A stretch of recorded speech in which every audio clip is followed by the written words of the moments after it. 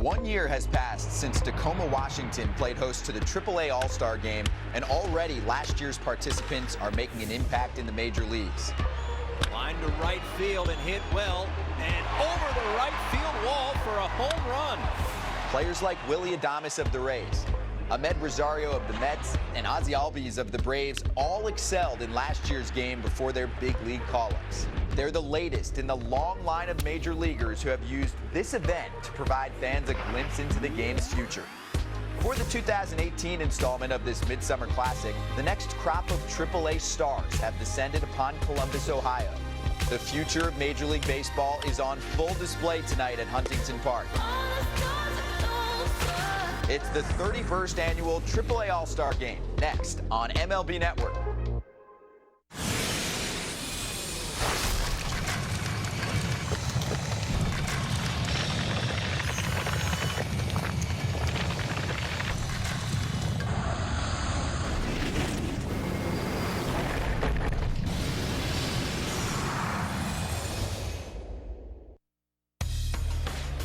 And welcome everyone to Columbus, Ohio. The best from the International League matches up with the Pacific Coast League All-Stars at Huntington Park. It's the home of the Columbus Clippers for the AAA All-Star Game, the 31st edition. And welcome aboard Scott Braun, along with former All-Star Cliff Floyd and MLBpipeline.com's Jonathan Mayo. And this is a game that always features stars of tomorrow. And from a couple years ago, Gary Sanchez and Jose Barrios are two names that come to mind. Last year, Ozzie Albies was playing in this game. So there are two more prospects that are in the game today, Cliff, that stand out, Luis Urias and Francisco Mejia, that are close to the major league level. And you've been in their spot before. What's it like? Absolutely. I think the biggest thing is you use the pressure as motivation, and try to just tame it all, take it all. You know you're good. You know you're gonna get the opportunity. When that phone rings, you want to take all your flaws, perfect them, and never get back to this AAA level. And those two are not the only ones, Jonathan. There are many players in this game that have been on prospect radars for a long time. Give us four names that stand out to you. Yeah, let's start over the Pacific Coast League clubhouse. A couple of really interesting players. Luis Urias is probably, for me, the best pure hitter in this game, and maybe in all of AAA. He's in the Padres system. I think he could handle big league pitching right now. All the guy does is hit. It's an advanced approach. It's extreme contact skills. There's some sneaky power in there, but not a ton. Plays second, can play a little short. On the mound, the starter is Dakota Hudson from the Cardinals. You know the Cardinals, they get these college arms. They move them up quickly. They're big league ready. Really, really good sinker. We're going to get to see him start here against the International League's best at the plate. And he's going to face some really good hitters in that IL lineup, starting with this guy right here. That's Francisco Mejia.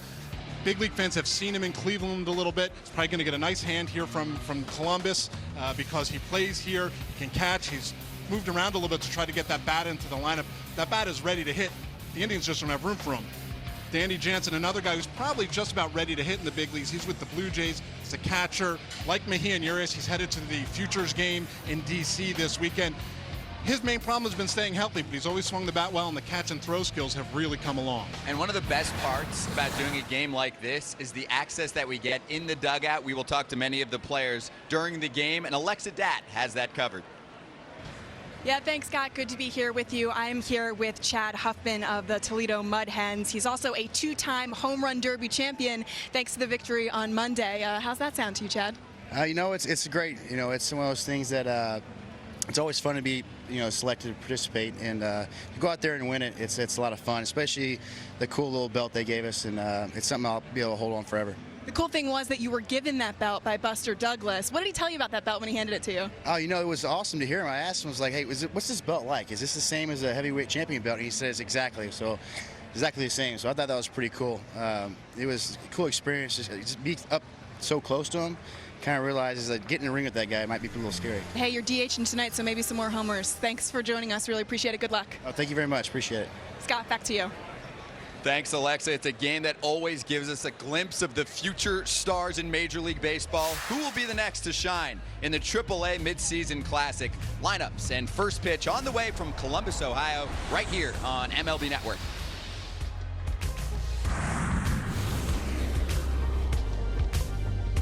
The 2018 AAA All-Star Game is brought to you by Jani-King.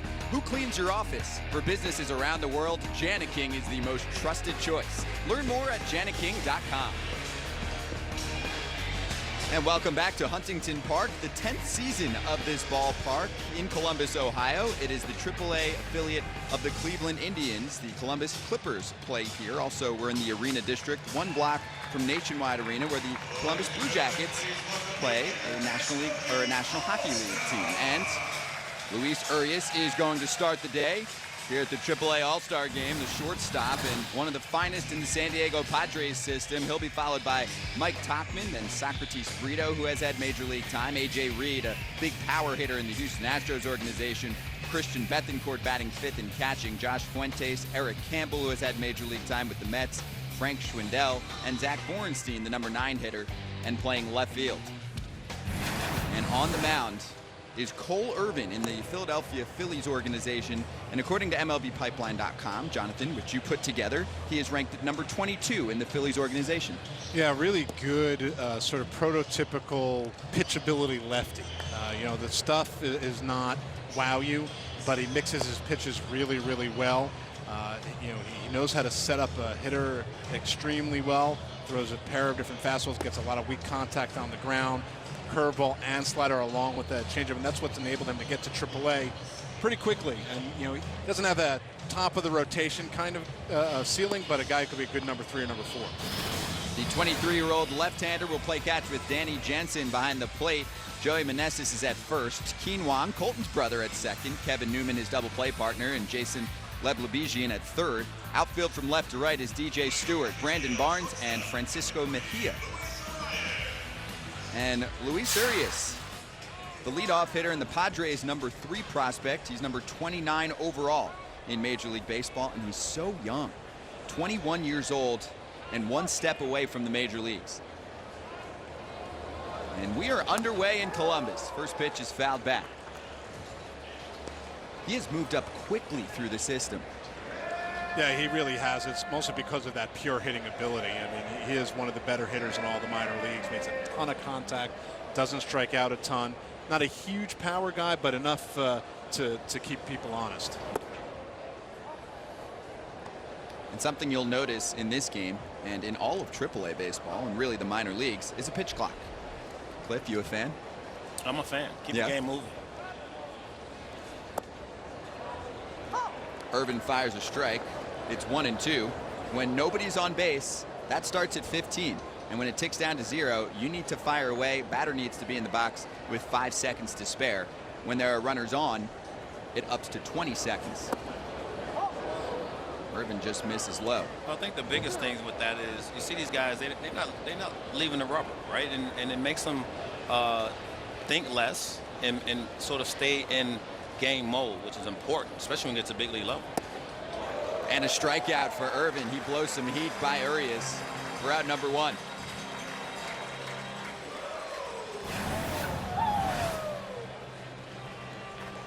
Irvin does a really nice job of changing your eye level. He usually stays down in the zone, but he's got just enough fastball clip that if he needs to come up right around your eyes, even a guy like Urias, who almost has as many walks as strikeouts in his career, wasn't able to catch up to it. Yeah, you talk about elevating the fastball. That's elevating it the right way.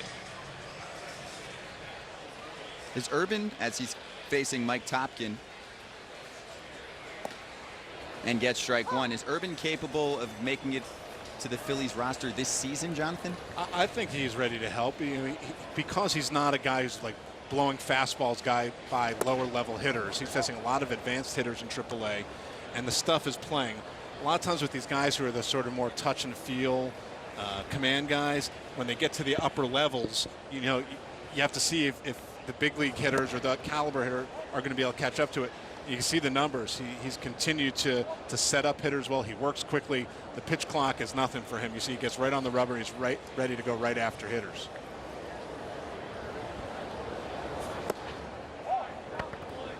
That's a good pitch.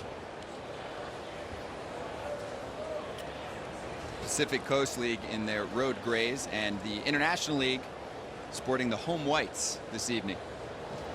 10th pitch from Irvin is smacked to left center field. It's a long run for Brandon Barnes. He won't get there. It splits the gap. And Mike Tauchman has the first hit of the day. It's a 1-out double.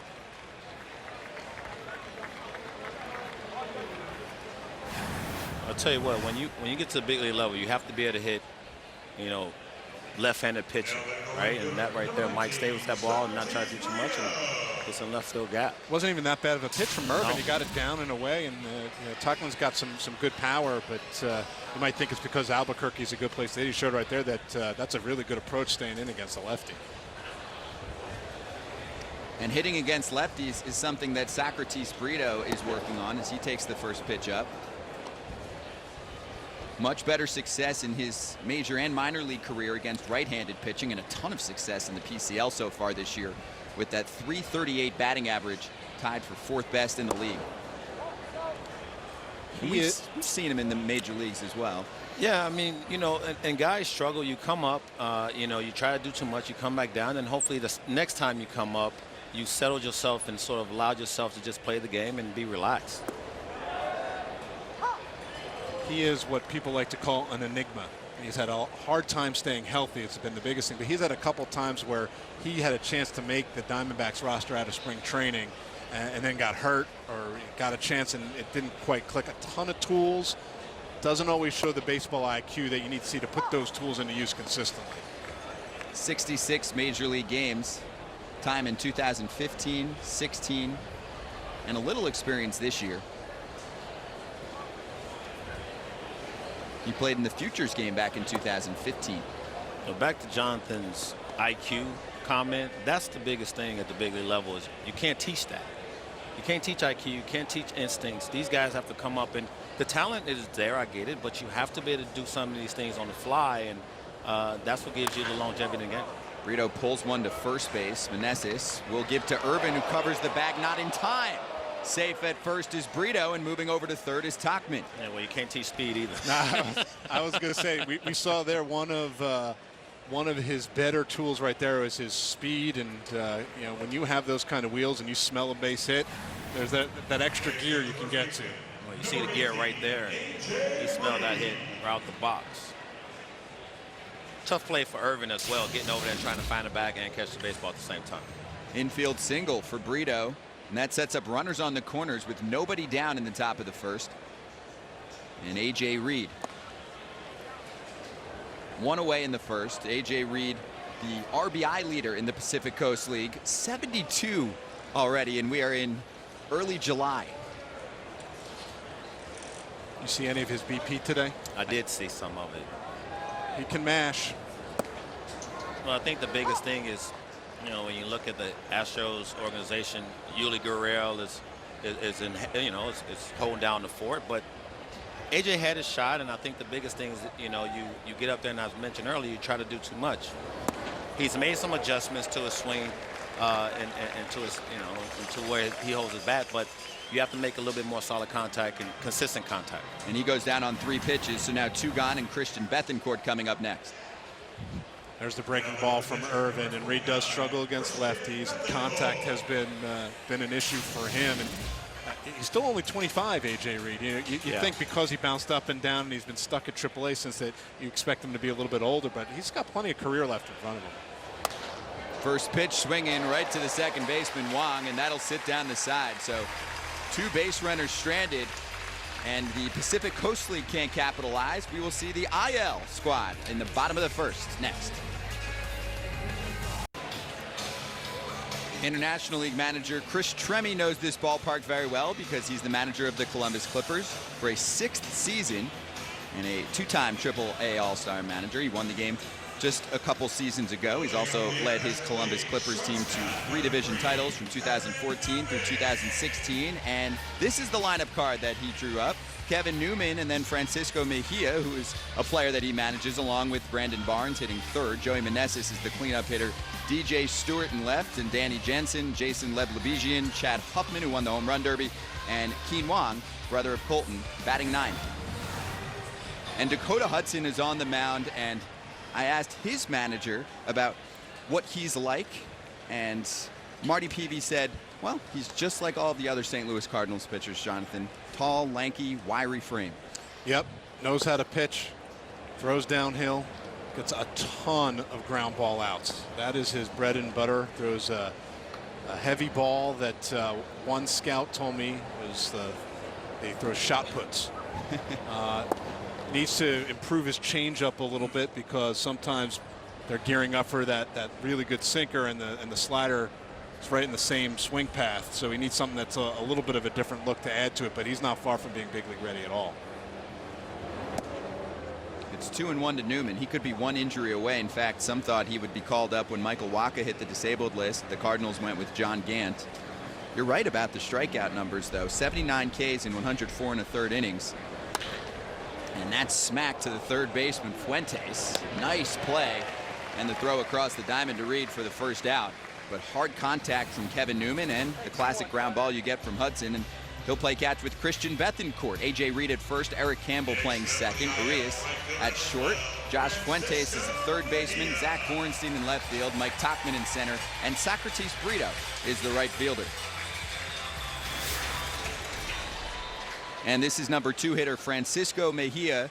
A big ovation for him when he steps up. The 22-year-old is a Columbus Clipper playing in his home ballpark. And he can hit. Ooh. Watch your lips over there. Look out. Some of the boys just left the top step in the dugout. Well, you need to be paying attention. 279 this year, actually had a very slow start and then a mega month of June. That's a dribbler foul. Well, we saw that play last night in Houston, didn't we? That's right.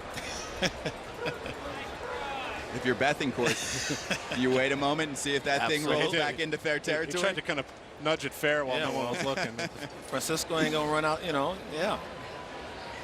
This is not an easy batter to retire either. In fact, last year, or that was 2016, he had a 50-game hitting streak, which was the longest in minor league baseball since 1963. And the 0-2 is shipped to center field, and that's classic Francisco Mejia. A one-out base runner for the International League. The biggest thing when you have a young catcher is, giving him enough time in the minors to develop that part of his game, because the bat is going to play. Hudson left that ball up a little bit. Mejia just sends it right back up the middle. Isn't that, you learn that from when you're 8 years old? Yeah. Hit the ball back up the middle. So he's ready to hit, and that's the reason why they've tried to move him around the field a little bit to try to find a way to get that bat into the big league lineup when they need it. That right there, that stung. When you hold your hand at first base after a hit, that stung a little bit. And this is his Columbus Clipper teammate, Brandon Barnes, with a big cut. 10 home runs so far in the first half of the season in the International League. He leads the IL in doubles and RBIs. That's the one thing I love about All-Star games. You just go up there and hack. No thinking involved. Let your hair down. Have some fun. Chase is the 0-1. Is that what you did back in 2001 in the Major League All-Star game? Yeah, you know what? When you get a shot, I mean, why not? I mean, you're going against the best in the sport, and I don't want to walk. Right? You call the fam? Yeah. Hey, how'd you do? I drew 2 walks. Yeah. It's not exciting. I think you should get fined if you don't swing at the first pitch. Absolutely agree. And Barnes goes after 3 pitches, and he's down on strikes. It's the first strikeout for Hudson and the second out of the first. He doesn't miss a ton of bats, but the breaking stuff has gone a little better. You see it has the ability to drop off the table. And if you haven't seen it a lot, chances are you may swing over the top. Curious to see the velocity too, because apparently this is someone who will sit in the low 90s, and then as the game goes along, he will get to 95, 96. But he only has 1 inning today. Joey Meneses, and that's past third and a base hit. It'll move Mejia to second. First pitch, Meneses didn't hesitate. Tied for first in the International League in home runs, and he's aboard with 2 down. You see his swing, pulls those hands in real nicely, and when you got a guy on the mound that's throwing sinkers, and the ball's going to come in on the hands, you got to pull them in. He did a nice job. He did it. He's getting ground ball contact. 2 of them have been smoked. But that's one of the things when you're a pitch to contact guy. If you're not really hitting your spots and burying the ball down, you're going to give up your share of base hits.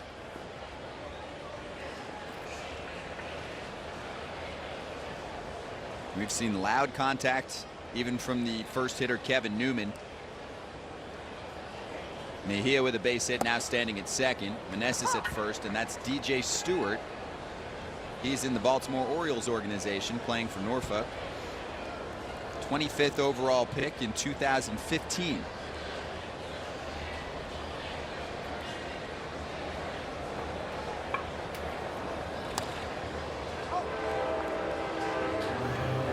He's a guy, Scott, who came out of college. He had a deep, deep crouch that the Orioles had to kind of slowly get him to change or to work for him in the minors. But he was so far down for a guy who's sort of projected hit for power. I didn't understand how he ever did. He did in college, and he's a lot more upright than he was when he first started his pro career.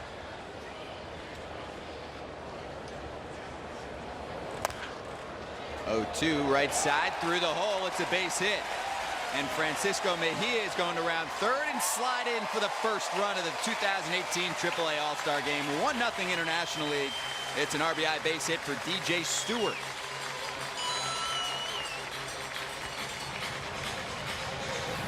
That's just an 0-2 pitch that Hudson probably wants back. Middle, elevated, and right down the middle. And Stewart gets some wood on it and gets some RBI.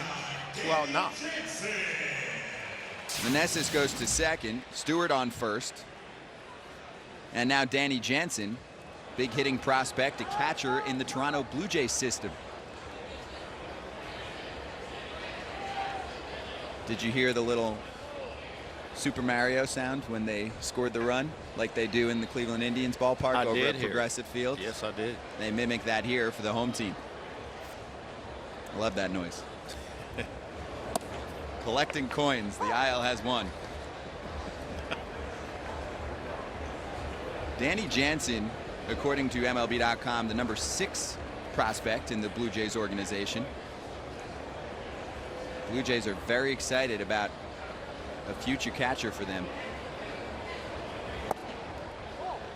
Well, you look at Danny Jansen, first thing I recognize is no batting gloves. I've always respected guys that don't wear batting gloves when they hit. I know how hard it is to hit without them. I've tried it when you want to get a good feel of the bat, and a lot of guys will tell you that's the reason they do it. Moise Lou, a guy I played with in Montreal, it's the first time I saw it in the big leagues. And I ask him every day, I go, won't you just try batting gloves? He goes, no. He never did, right? Never, he was one of the few. Yeah. You know, Jorge Posada, another guy who right. did.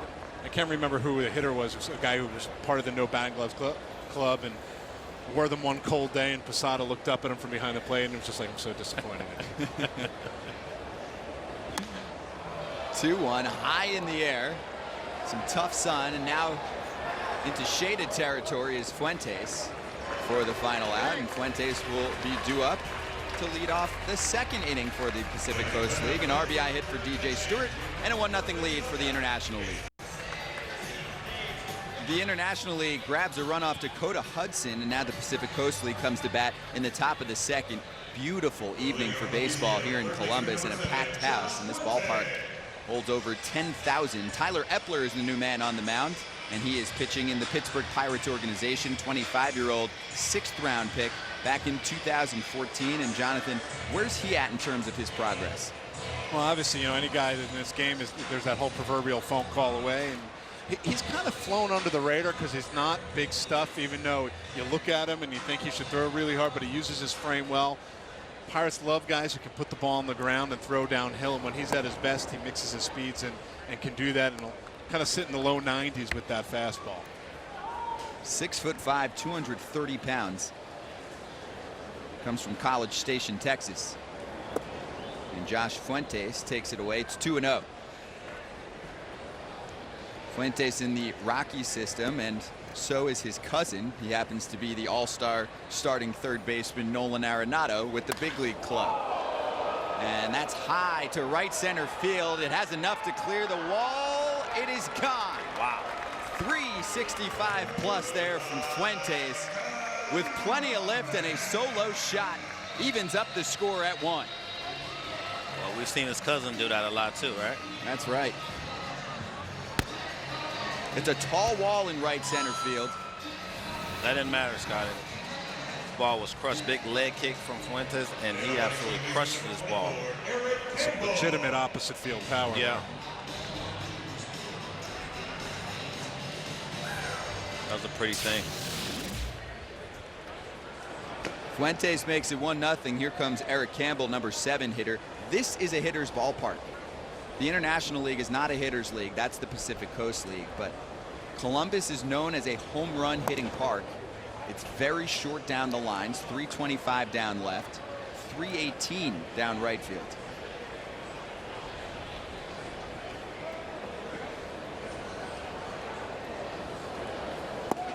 Campbell takes the strike. Almost 200 games played in his major league time from 2014 through 2016.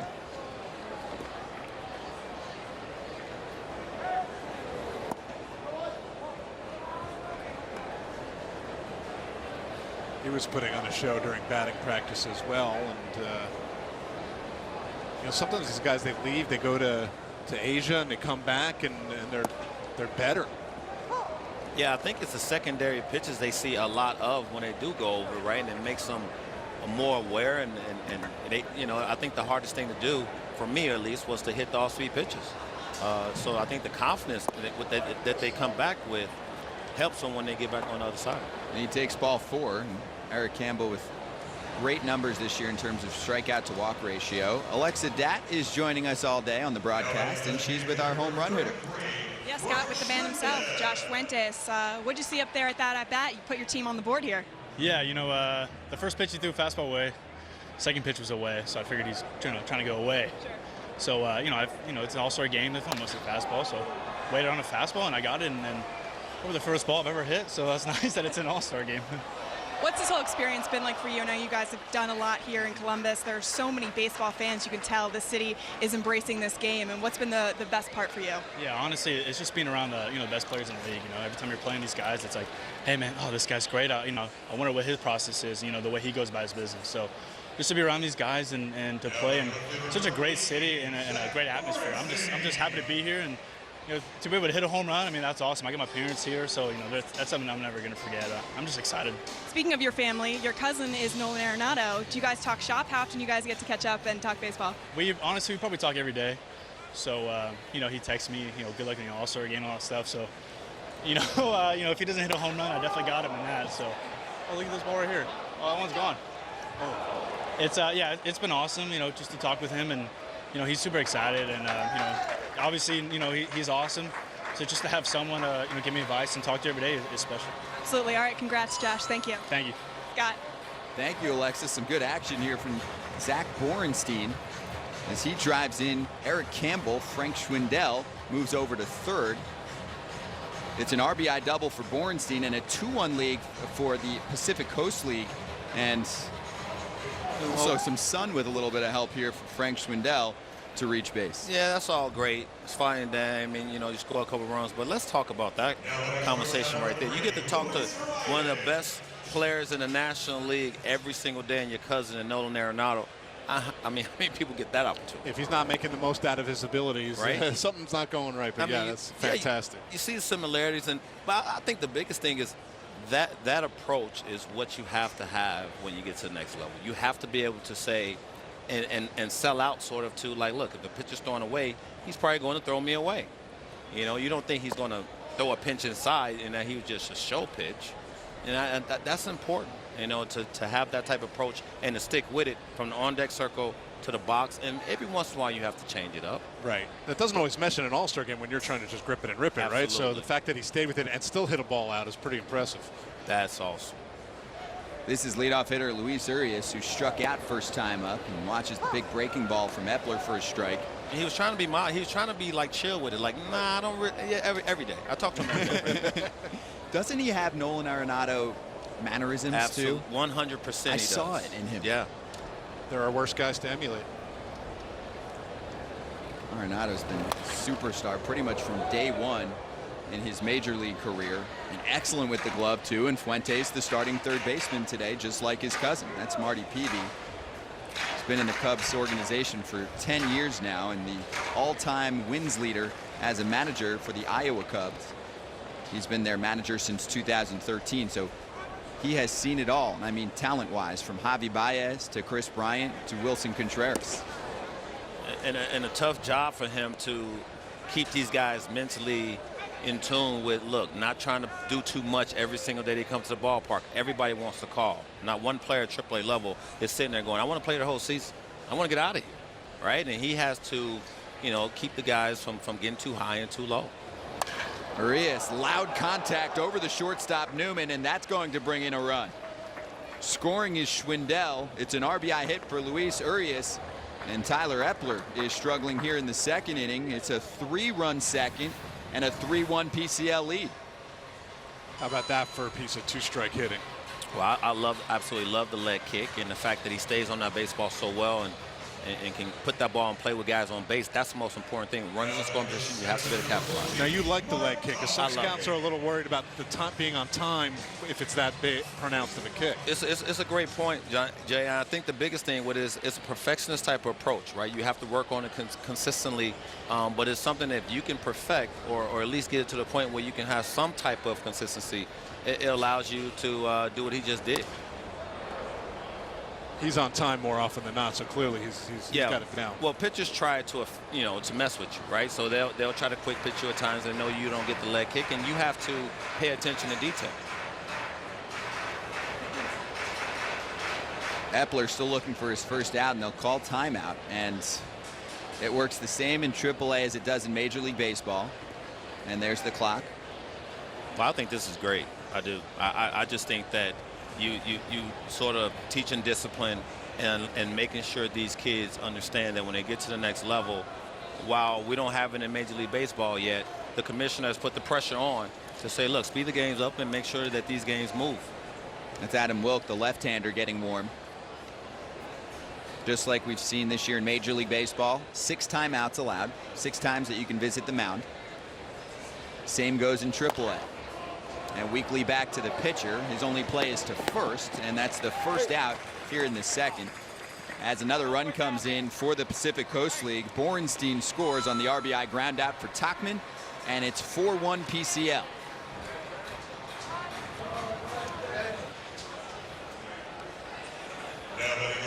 Now Socrates Brito, who had the infield base hit back in the first. Already base hits for everyone in the lineup besides the 4 and the 5 hitter have reached base. We're here in the second. Now each pitcher, at least early on in the game, is scripted to go 1 inning, but we'll see how many pitches deep Tyler Epler gets into this second.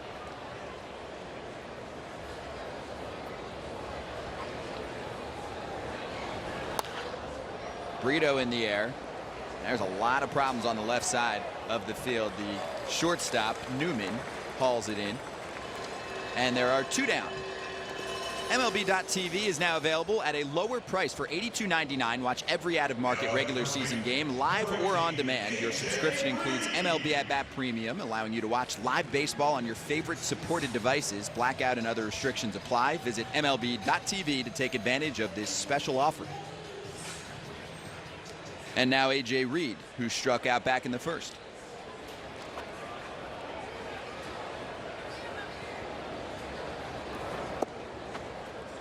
I mentioned the Pacific Coast League, Jonathan, having more inflated numbers. A.J. Reed with his 73 RBIs already. You don't see those types of numbers in the International League, so you have to weight them a bit when you're analyzing statistics. You do. I don't know. I mean, Fresno is not quite the bandbox or the hitter's park of, say, Reno or Vegas or even Albuquerque, but he gets to play in all those parks. That being said, A.J. Reed is the kind of guy who can hit the ball out, drive and runs anywhere when he's in a groove and making consistent contact. And many of the parks in the Pacific Coast League deal with some elevation. That's not the case in Fresno. What does A.J. Reed need to do? Because numbers-wise, he has been a star in the Pacific Coast League. Unfortunately for him, he plays for what we would call the best team in Major League Baseball the past couple seasons. It's a great question. I think the biggest thing is not miss your pitch. Right? When I say not miss your pitch, that means when you get fastballs like he just fouled off, those have to be put in play because you have, you haven't shown that you can hit the slider, the curveball, and so on and so forth. So it takes some time. You have success and you get to the league and obviously you want to stay. But I think the biggest thing is adjusting and making sure that when you do adjust, you work smart. You don't just work to show, to have eyewash and show them that you're in the cage. You have to work smart and figure out what's going to stick that allows me to stay in the big leagues for a long time. He takes ball 4. 34 home runs last year, led all of minor league baseball.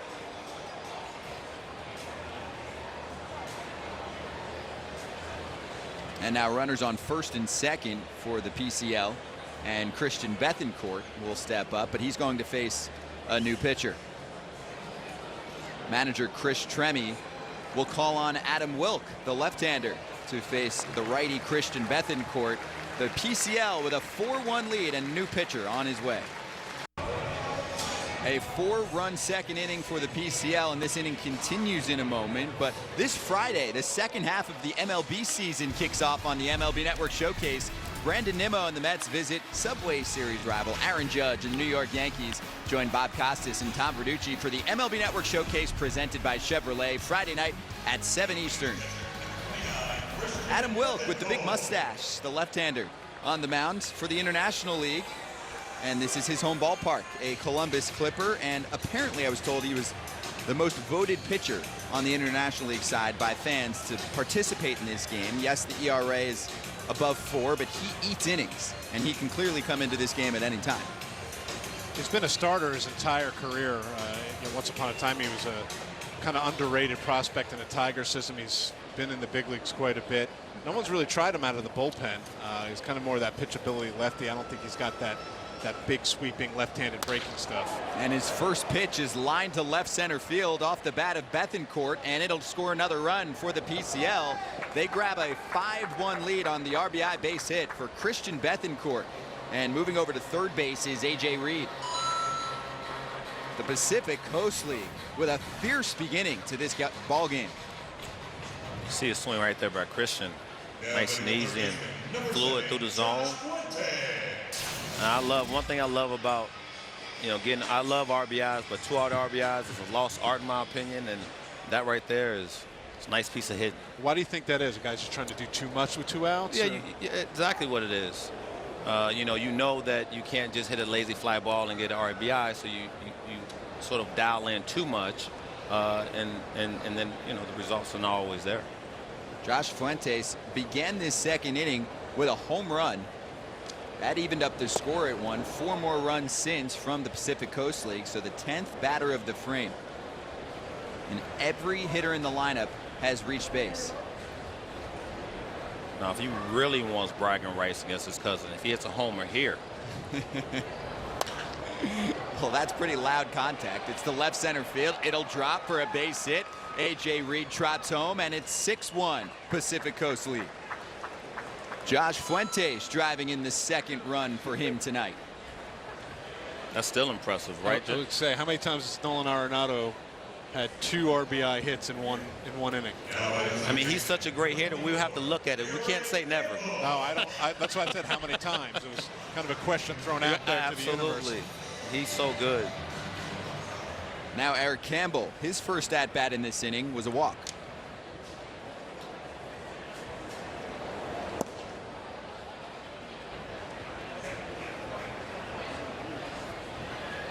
So Bethencourt on second, Fuentes on first.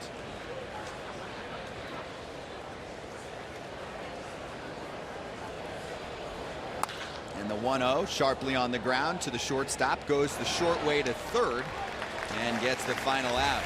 Newman making a nice heads-up play to sit down the side. It's a big lead for the PCL, 6-1 as we head to the third. Back at Huntington Park for the 31st annual AAA All-Star Game, a 6th spot from the PCL in the top of the second, and some work to do for the International League. And with more, here's Alexa Dack. All right, thanks, Scott. Chris, I know this is kind of old hat for you because you've done this before, but let me ask you, what are the challenges of managing a group of guys who come from all over, who have top-tier talent, and putting them all together in a lineup? Yeah, well, first of all, it's a pleasure to have them and to be able to be around them for a couple of days and get to know them a little bit. A lot of times we watch them from the other side of the field and compete against us, and it's nice to be able to talk to them a little bit in the clubhouse and then watch them play during the All-Star game. What's this experience been like for you overall? I know you guys had a luncheon and a gala, and some guys went to the zoo. What's been your favorite part about getting to hang out with these guys? Yeah, I think the first night with the events and the home run derby and all that went really well, and it was well enjoyed. And then the gala that we had was magnificent. It was really done well, and I think a lot of the guys enjoyed it. And then a great luncheon today. So all the way around, really good events, and I think all the guys enjoyed it. You had the opportunity to manage Chad Huffman, and we were talking to him a little while ago. What was it like to be reunited with him and catch up with him in the clubhouse? Yeah, well, Chad and I go way back because we also, his brother and I have known each other a very long time, and I've known Chad since he was a kid, and obviously a grown man, really good player now. It's nice to be able to spend a few minutes with him and kind of catch up a little bit. All right, so you've gotten a couple of days to see these guys and the workouts that they've put in. Who can we expect to have a big game tonight? Oh, yeah. I mean, any one of them, they all got the potential to do that. If I had to pick one, I'd have to pick them all because they're all very talented. And it's going to be fun to watch the rest of the game. All right, Chris, thank you. Enjoy it. Thank you. Scott. Thanks, Alexa. Chris Tremi, who leads the Columbus Clippers and has his entire coaching staff here at the AAA All-Star Game. Jason Leblebijian for his first trip to the plate today, the starting third baseman for the International League. Oh. That's Trevor Oakes, who has pretty spot-on control, a 2.00 ERA, pitching for Omaha. You can see the strikeout numbers are very low, but this is heavy sinker action, and there it is, Jonathan. What else does he need to do to crack the Royals' rotation? The Royals, one of the worst teams in Major League Baseball. They could use a starter or two. Yeah, not much. I think it's just because the stuff is somewhat limited. He does not miss a ton of bats. He's got a 2.2 ground ball ratio, which is really good over the course of his career heading into this year. He can get it up to 95, 96. I think it's more just because he doesn't miss enough bats. Then that's probably the one thing holding him back. There's that weak tapping ground ball. It's going to dribble foul. Well, I'll tell you what, if you Trevor and anybody else that's pitching in Omaha, when your team is struggling at the big league level, these are where you want to not try to do too much and get there really fast, but do enough to when they call you, you're ready to stay and be a part of it. I mean, that's just, and when I say a part of it, that means, be a part of them rebuilding and getting themselves back in contention. This team, not long ago, was winning World Series. Yeah, the Royals going through a transition period right now. And someone like Trevor Oakes can stick in the rotation for quite some time. He comes over from the Los Angeles Dodgers system this past January in a 3-team trade. Yeah, Soria was in that deal. Yep. Joakim Soria moving over to the Chicago White Sox in that deal. And that's ball 4 to the leadoff hitter Jason Leblebijian, a 10-pitch at bat. And he'll set the table for the International League in the bottom of the second. You see what I mean? When we talk about walks in the All-Star game, that's an in season when I'm trying to get to the league at bat and get on base. And in an All-Star game, I want to try to go yard. That's all I try to do. I mean, I'm just trying to go deep. And Chad Huffman did that very well on Monday night, the home run derby champ who spoke to Alexa earlier. First pitch taken low. But if you're in the AAA All-Star game, are you still trying to prove yourself to scouts that you're not going to chase pitches, or let's just have fun? Well, look, you want to do both. Obviously, you want to work the bat, but if I got a shot, I'm trying to get the fans out there souvenir. They sitting out there in the sun for a reason. Some might depend on the hitter and where they're at their stage of their career. You're sort of seeing the gamut here with 21-year-olds who are trying to get up for the first time, and maybe some veterans like Chad Huffman who've been around a while now. Chad Huffman should be trying to go yard right here. Right. He knows that this is not going to make or break him. It's not going to make or break Luis Urias either. And that's up the middle past the pitcher, Oakes. We'll see if it turns into 2. It does. Campbell stepping on the bag and making the throw, and there's 2 away here in the bottom of the second.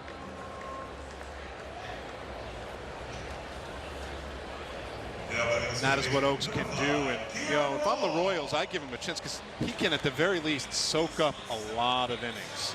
He's durable, he's proven healthy. Had Tommy John surgery back in high school, but has had no problems since then. There's not a lot of track record with these guys who had that surgery in high school, how it's going to work, but I'd be shocked if you don't see him at some point in the second half trying just to eat up some innings and save that rotation a little bit. He led the minor leagues in double play balls back in 2016. Gets one there and now faces 9-hitter Keen Wong. Well, I remember getting to the show, and the one thing with the Montreal Expos, we was in contention, and we were winning. We was a contending team, but it was more of getting experience. Sent to left center field, and that'll drop for a base hit for Wong, and he's going for 2. Nope, he'll pull up. Smart man. Thought about it. Base hit with 2 down in the bottom of the second for Keen Wong. Well, you look at this swing right here. I mean, we do comparisons at the network all the time. That looks identical to his brother Colton. Saw him the other night in Chicago get 4 knocks, including a big homer. Desperately needed it, struggling a little bit, but man, that's almost spot on. Yeah, he's got a little less pop than his brother, but a lot of similar approaches. I mean, they work out together all the time. They're both left-handed hitting second baseman. It would make sense for them to have some similarities.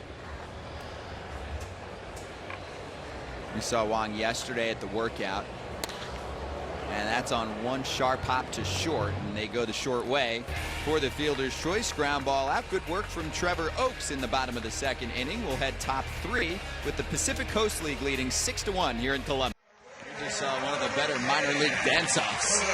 It's a 6-1 lead for the Pacific Coast League. The bat boy can kick it and get it in, and I would blow every muscle out of my body trying to do that right now. I got hurt watching him. Oh, I'm telling you, I'd blow both knees, be done. Impressive performance. Adam Wilk is going to keep going for the International League. For the Pacific Coast League, their manager is Marty Peavy, and he is standing by with Alexa Datt. Thanks, Scott. Marty, good to see you. And I know so far this game's gone well for you guys. What did you see in that last half inning that impressed you the most? Well, the whole lineup. I mean, we hit around and, scored 6 runs in 1 inning. Home run to right center was a bomb. Guys are running the bases aggressively. And Brito beat out an infield hit on a ground ball to first base. Pitching's been good. Both guys have thrown, I think, 18 pitches in the first 2 innings. So everything's going the way we like it so far. I know when we talked yesterday, you were saying how excited you are to be here and, to be descending upon Columbus, Ohio, and how welcoming they are. Have you felt that all week long? Yeah, I've seen some people I hadn't seen in a long time, and it's been good. I saw the clubby that was here at the old park, years ago. So Ken Schnocky, the whole group, they've been outstanding. They've really put on a good show. All right, you were just keeping one eye on the game. What did you see? To give me a little bit of a scouting report. I just saw a double from my DH. So you're impressed with that, huh? Off the right center field wall. So that was pretty nice to see. You've managed some talent who have had a lot of success in the minors, have gone on not only to have a lot of success in the major leagues, but have gone on to win World Series rings. And do you see any of the guys that you get to manage here today, maybe following in the path of the Chris Bryants and the Javier Baez's? I see a lot of position players here that have got a lot of talent and potential, and starting pitching also.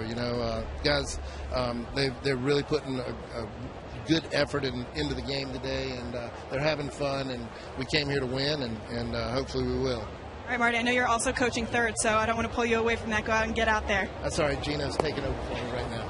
Appreciate it. Thank you. You're welcome. Thanks, Alexa. And it's funny, he said his pitching coach today is Dyer Miller, who has spent 51 years in professional baseball. Is that a lot? I heard a lot. Okay. He was the pitching coach and the third base coach back in AAA in 1986 when Marty Peavy was on that team. And he was telling me about how back in that day, there were 3 coaches on that staff. So they did everything. They split it up. So pitching coach, third base coach, the hitting coach might be over at first base. Actually, I don't even think they had a hitting coach. They just had a bench coach. So 3, and they did it all. Now how many are there? A lot more than 3. Yeah, in the major leagues especially. Even in the minors. Well, I think the biggest thing is also the technology has changed. So, it's not, I came up I got drafted in 91. And you remember how much had to go into just everything coming from the coaches and VHS, right? And hoping you had a VCR that you could watch it on. Explain to the viewers what VHS is. Yeah, they have no idea. You may have to explain to Scott. I'm not sure he knows. Have you ever seen a VHS tape? I taped every game when I was a kid. Stop on VHS. You're not telling the truth. He went to the retro store to get that. It didn't last long. I did have VHS in my life. Didn't last long though, right? Was more of a DVD guy. Yeah. How much? You didn't get video when you were in the minors on a regular basis, did you? These guys get it every day. Those coaches tell you how good you are, and obviously your play. But I think sometimes the most important thing is utilizing the technology and the way, whatever helps you. If it's launch angle that helps you, then you pay attention to it, and so on and so forth. Zach Borenstein, a strikeout victim of Adam Wilk, and now the leadoff hitter, Luis Urias, has his second hit of the day. That's a base hit. It'll move Schwindel over to third.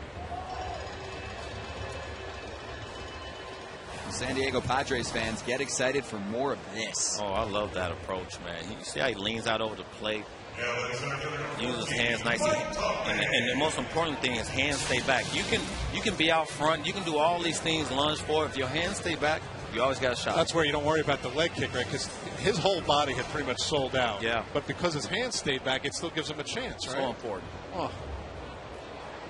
I love watching him hit in the fall league, and he's just showing again what makes him so special. That pitch gets away, and that's going to bring in a run. Schwindel scores, and moving to second is Urias on the failed pickoff attempt by Adam Wilk. It is 7-1 PCL. You see here, Wilkes.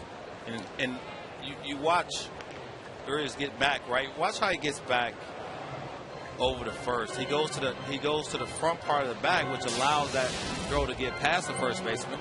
And that's just another smart play by a youngster that's paying attention to detail. We were talking about baseball IQ earlier.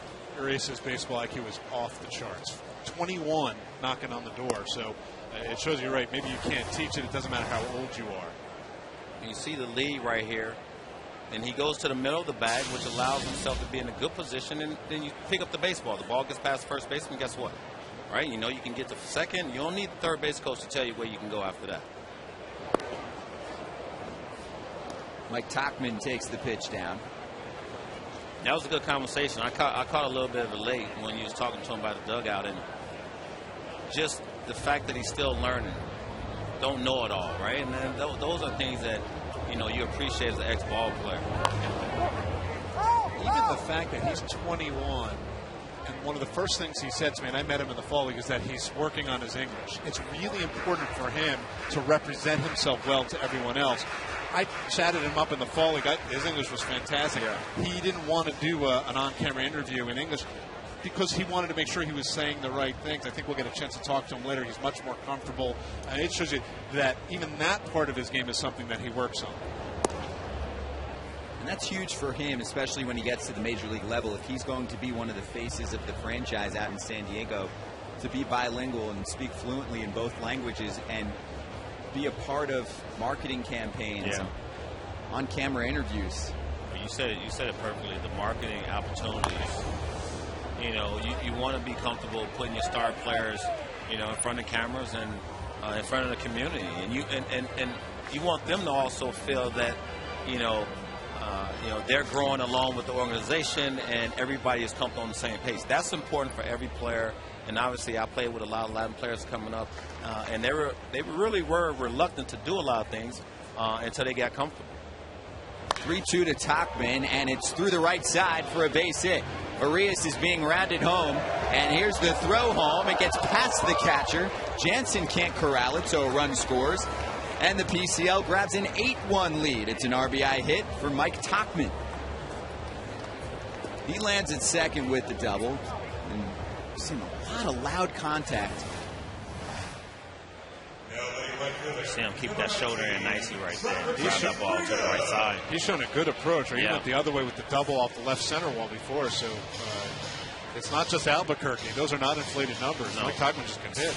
That's a base hit, a single for Tachman to score the run. It's 8-1. Urias scores from second. Remember, he reached second on the bad throw to first on the pickoff attempt.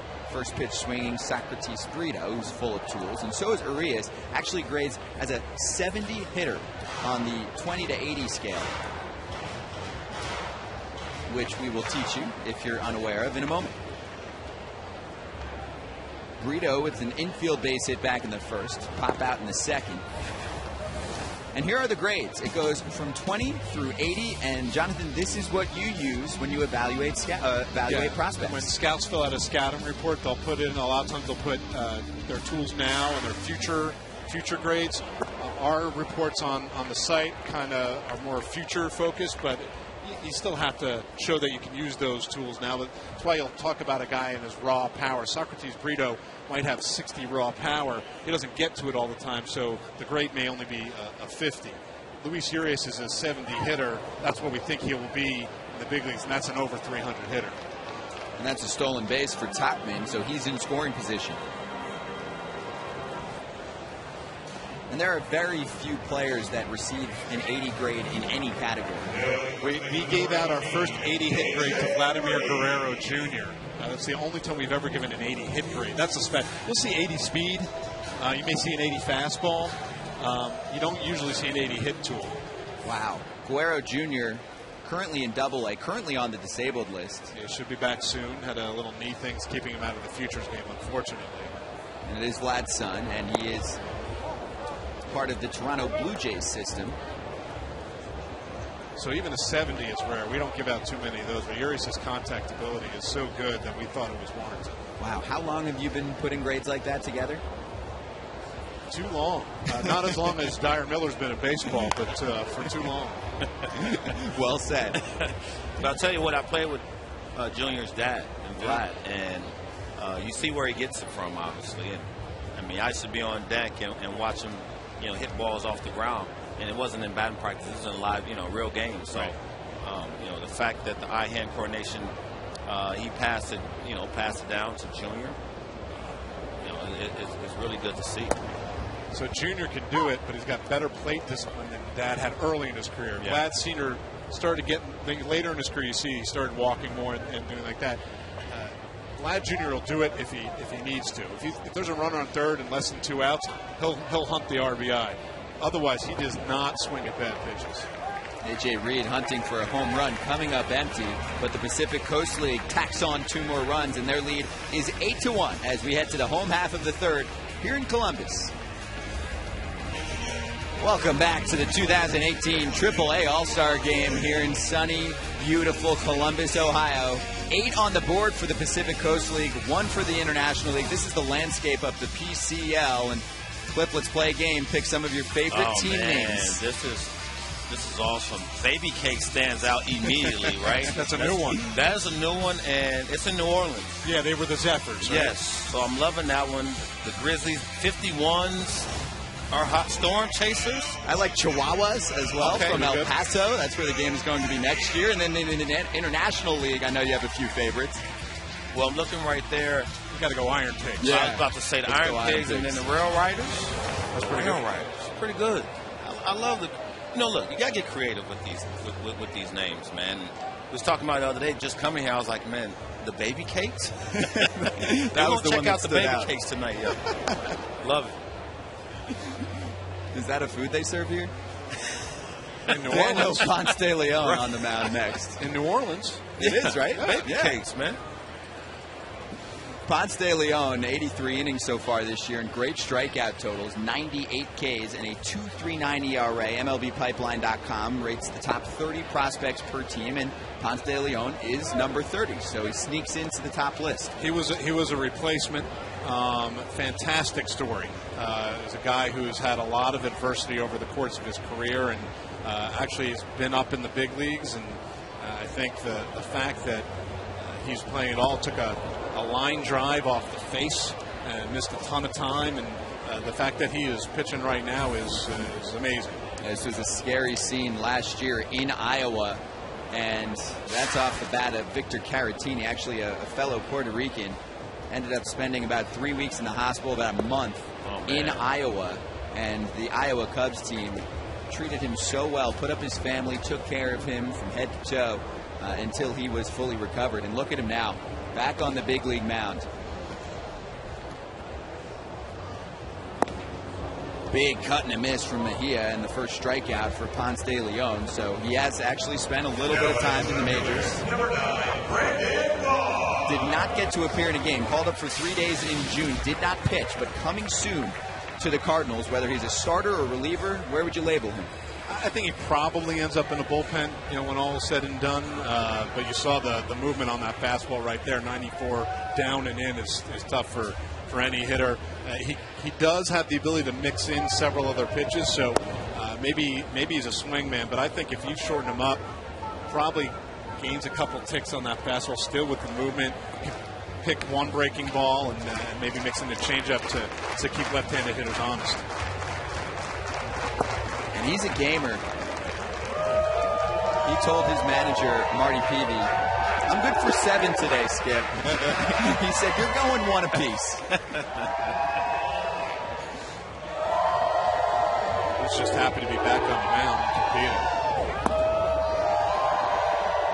I'll tell you right there, big league pitch, right? And you just said it, Jonathan. The fact that he's back on the mound, having been hit and out for a long time, to get back to doing something you love, while it is dangerous for him, you still respect the fact that he's out there, with that baseball in his hand and pitching again. He's never going to blink at having to face like a number 3 hitter with bases loaded. Right. I mean, he probably felt that he was close to, if not losing all of baseball, losing everything, period. Anytime brain surgery is involved, you don't know what's going to happen. So that kind of situation, it could be Game 7 of the World Series. I don't think that's going to faze him. Whether he succeeds or not is beside the point. It's not going to be because of nerves or anything like that. This is all gravy. A big league pitch we saw from him was against one of the most experienced hitters in this game, Brandon Barnes, who he fools for the second out. Barnes with 465 games in the major leagues. This is old-fashioned petrol. With a little downward action. Yeah. Right? I mean, strikes out one of the best hitters in the game, Mejia, and then strikes out Barnes with all that big league experience. That stuff is going to play, and he's started this year. He's had success. He misses bats, but out of the bullpen, you just go right after guys. I don't know. His mentality might work well for that. He's attacking Joey Meneses, and there's strike one. It's a great point about having a fresh take on life. I spoke to Danny Farquhar, who suffered the brain aneurysm, part of the Chicago White Sox, and I had a long interview with him, and he told me about a similar perspective that he has now, where when he gets back next year, hopefully, he said he's got nothing to lose. Joey Meneses with a base hit back in the first inning. He was stranded at second. The International League looking for some scoring, trailing by 7 here in the bottom of the third. And here are the grades for Ponce de Leon. So what stands out? The fastball at a 55 rating. Yeah, tick above average. This stuff is, average a little bit, but he knows what to do with it. He can mix them all in and out. The control is what makes me think he ends up in the bullpen. It's just a touch below average. And he strikes out the side, as impressive as can be for an all-star performance. Daniel Ponce de Leon, welcome back. 8-1 PCL. We're headed to the fourth. The 2018 AAA All-Star Game is brought to you by Jani-King. Who cleans your office? For businesses around the world, Jani-King is the most trusted choice. Learn more at janiking.com. It's a game that started in 1988, and now we play the AAA All-Star Game here in 2018 in Columbus with the Pacific Coast League pouring on the runs early, and the new catcher replacing Danny Jansen is Eric Haas behind the plate. And his new pitcher is Tiago Vieira. He brings some big stuff, 25 years old in the Chicago White Sox system. And you want to talk about scouting grades. What pops out to me right away, Jonathan, is an 80, according to MLBpipeline.com, with his fastball. It's an easy 80. We're going to see some triple digits. That was 99 on his first offering here. He throws incredibly hard from Brazil, former Futures gamer. Played last year when he was with Seattle, and has moved around to the White Sox. Was up in the big leagues, but is not briefly with Seattle last year. Has not been able to get back. Command being the biggest thing holding him back. And he's facing a fresh hitter in the lineup for the Pacific Coast League. Christian Bethancourt is out. Rocky Gale is the new hitter. There it is, touching 103 miles per hour. Well, that plays at the big league level. But everybody at the big league level, in my opinion, can hit fastball. Yeah, he's got to be able to command the ball. Not great. You don't need pinpoint command. You need that. And you need that consistently. So he fools Rocky Gale. Out number 1 here in the top of the fourth. Alexa, who are you with?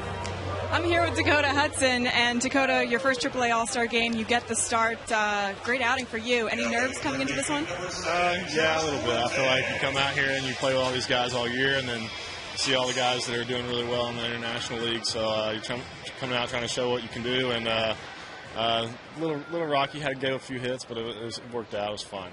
All right, so put your scouting hat on, get your notebook out. How would you scout your performance? Ground balls is typically what I do. Got one strikeout, just found the wrong holes. Missed a couple pitches, gave up a little bit too hard to hit balls, but besides that, it was all right. All right, you're tough on yourself, like a real scout. I like that. You gotta call like it is, settle in and do it from there. So. What's this experience like for you? Because you're here with a couple of your teammates from the Memphis Redbirds, and I know you guys are having some fun hanging out together, but this experience just in general has got to be pretty electric for you. Oh, yeah, it's a blast. I mean, we spent all year just, going out and kind of grind through the season. It's a long year, but I feel like this event has been a lot of fun. We've been able to be out here, and luckily two of my friends with Wisdom and Patrick, and, it's just been a blast. We've had our wives here, and so we've been having a good time. Speaking of your wife, you guys gave birth to a baby boy, or you had your first kid this offseason. Nolan, I believe, is his name. How's everything going? Yeah, everything's good. He's just getting real chunky. That's about it. But he's doing well. Good. Glad to hear. All right, get back to your friends and your family, and thanks so much for joining us. All right, thanks for having me. Good success. Thank you. Scott?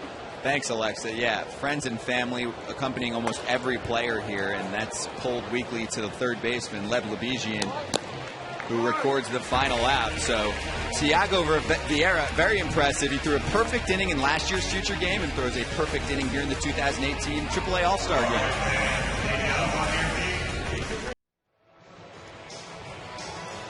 8 runs off 11 hits for the Pacific Coast League, 1 run off 4 hits for the International League as we get ready for the home half of the 4th inning here in Columbus. And before they head to the ballpark, everyone heads to MLB Central, the morning baseball show that says it all, featuring player and celebrity guests all season long. MLB Central, presented by Jeep, returning Friday morning at 10 Eastern, only on MLB Network.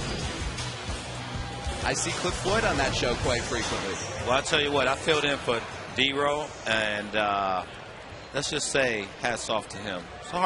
It's a hard 3 hours. And it's an early wake-up for you, which is not your favorite. 6:30 in the morning definitely is not my favorite.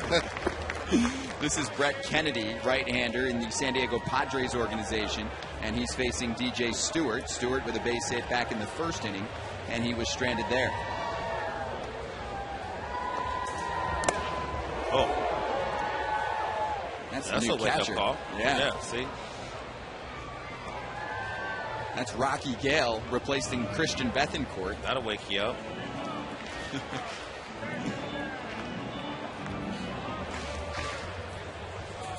And Jonathan, this was that stance that you alluded to last time we saw DJ Stewart at the plate. That's what he did at Florida State on the right side of your screen. This is the live stance, and it's past the pitcher, and it's past everyone into the outfield for another knock.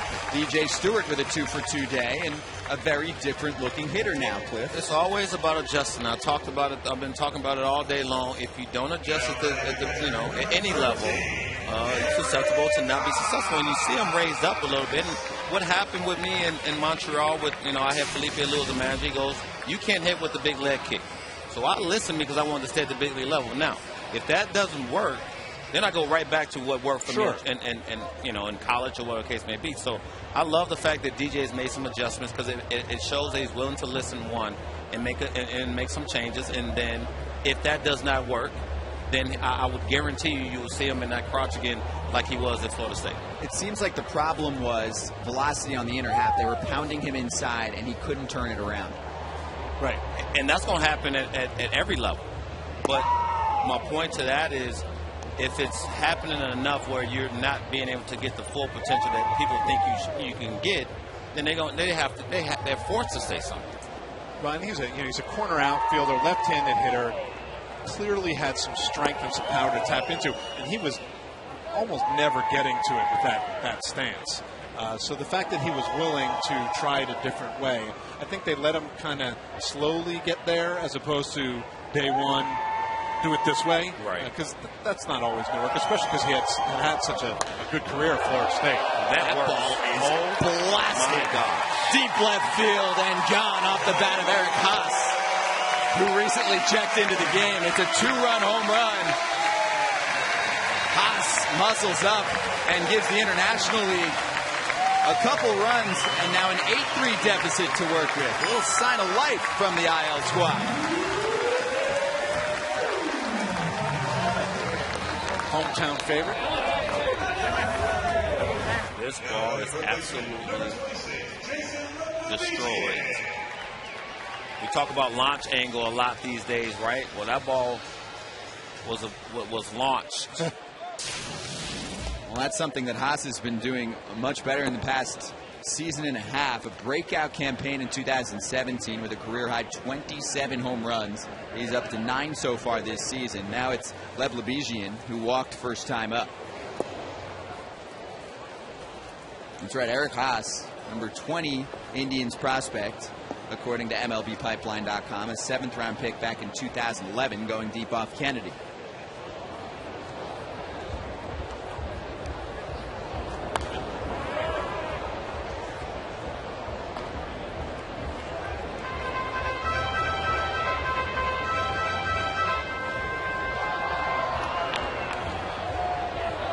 Wind is a major factor at this ballpark. It's got a little wriggliness to it where it's going either straight in or straight out. Well, good news for the hitters. It's going the way that Cliff wants it to go. Absolutely. Yeah, I'm sure Eric Haas didn't mind the little extra boost, although I think even with the wind blowing in, that ball's gone. That plays in just about any minor league ballpark the way he swung it. Well, you know, sometimes at Wrigley, though, the flags used to be a little deceiving. They look like they're blowing out, and you get one, you start trotting. And the center fielder is just sitting up there going, where you going? You're making that right turn back to the dugout.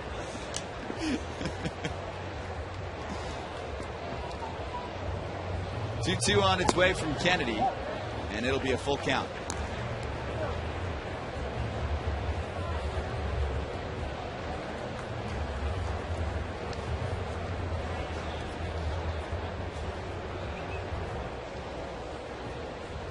Kennedy's 3-2, spots the fastball for strike 3. And the first out here in the bottom of the 4th. We've seen many scouting reports today. We might as well go back in the archives for the Cliff Floyd scouting report. All right, break it down for us, Jonathan. How would he look on MLBpipeline.com? A couple of 7s. I mean, that's that's pretty good. I like built like Joe Carter. That sounds good to me. That was good. Yeah. Right? I mean, that pretty dead on, I think. Well, you know what? I got drafted, and obviously it wasn't on the network. It was, you know, and my real name is Cornelius. And the guy reading off, you know, my name, I'm drafted in the first round. It was spelled F-L-O-Y-D. As we see, a shot. And that's the left, and that is Borenstein to make the catch. And 2 down, Chad Huffman with a loud fly ball out. And my man says, with the 14th pick, Cornelius Flood. I started laughing before you started because I know this. Right? Yeah, it's too good. And he spells it F-L-O-Y-D, Flood.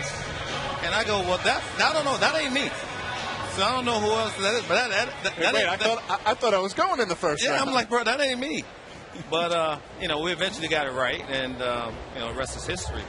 And you showed him. You made it to the bigs. They called you Cliff Floyd. Right. We changed that immediately from Cornelius.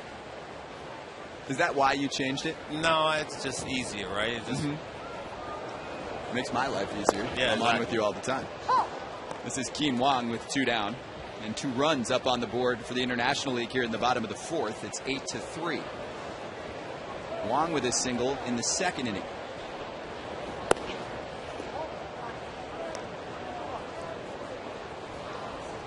Had you ever seen that scouting report on yourself? I have not. And, you know, things have changed, obviously. And that is struck to right field, and Brito whiffs, and Keen Wong is going to end up with a 2-out double. It's funny, you talk about back then, it was still the conference call. Teams wouldn't even put out, you take another look at another strong at-bat from Keen Wong, frozen rope. They wouldn't even put out who went what round. It would sometimes be in alphabetical order. In the early stages of doing the draft on MLB.com, we were doing live video, and someone's feeding me the names. And it was back in 2004. And it says the Reds select David Bailey. Now, I had done a lot of prep work, and I'm like, for the life of me, I don't know who David Bailey is. Right-handed pitcher from Texas. It took me a good 45 seconds to realize it was Homer Bailey, who, you know, I'd never heard his name David in my entire life. So even once we were at a live video, we still had issues like that. Homer Bailey pitching for the Cincinnati Reds, currently on the disabled list. This is leadoff hitter Kevin Newman. hitless in his first 2 at-bats. Former first-round pick himself. That's right. Yeah. It was a struggle. I mean, I remember, when he said the Montreal Expos, they said over the, intercom. I was playing in the high school championship baseball game. And I remember, they said it and people gave me, they applauded and everything. And I remember Montreal Expos coming over to, the loudspeaker. And I go, well, I better get to the map. Because I know Canada, but where's Montreal? And how was your French? That's another story. There's 2 outs. Maybe save it for next time. That's right. There's the scouting report for Kevin Newman. 19th overall pick back in 2015. Played at the University of Arizona. Actually roommates with Scott Kingery, who's a part of the Phillies. 1-2. And that is over the glove of Eric Campbell. Looks like he got a piece of it. And rounding third and scoring is Quinoa. RBI hit for Kevin Newman. Here comes the International League. Their 3rd run here in the 4th. See him sort of inside out that baseball, and that's something that takes practice. It's very, very hard to do. That's what he does. He is a contact-first guy, and one of the things that people aren't sure about is strength and power. There's not a ton of power there, so he's going to have to hit. He's a steady defender. Nothing spectacular, but the Pirates have had Jordy Mercer. They're used to having guys who are kind of steady, maybe underappreciated defensively. He runs well enough, Newman, though, so there's some hope that he could be the everyday guy there in the future. First pitch off the plate to Francisco Mejia. Naley warming up. James Naley of the Nashville Sound. You'll see him soon.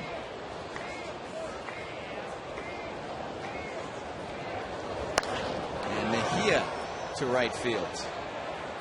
Easier play for Brito this time. Maybe. No, it's in the seats. Runs out of real estate. Not much foul territory here at this ballpark, especially when you get deeper into the outfield. This park actually fits very nicely as part of the community. In fact, in right center field, you can see the street, and there are people that can walk by and probably for a game like this just plant themselves there.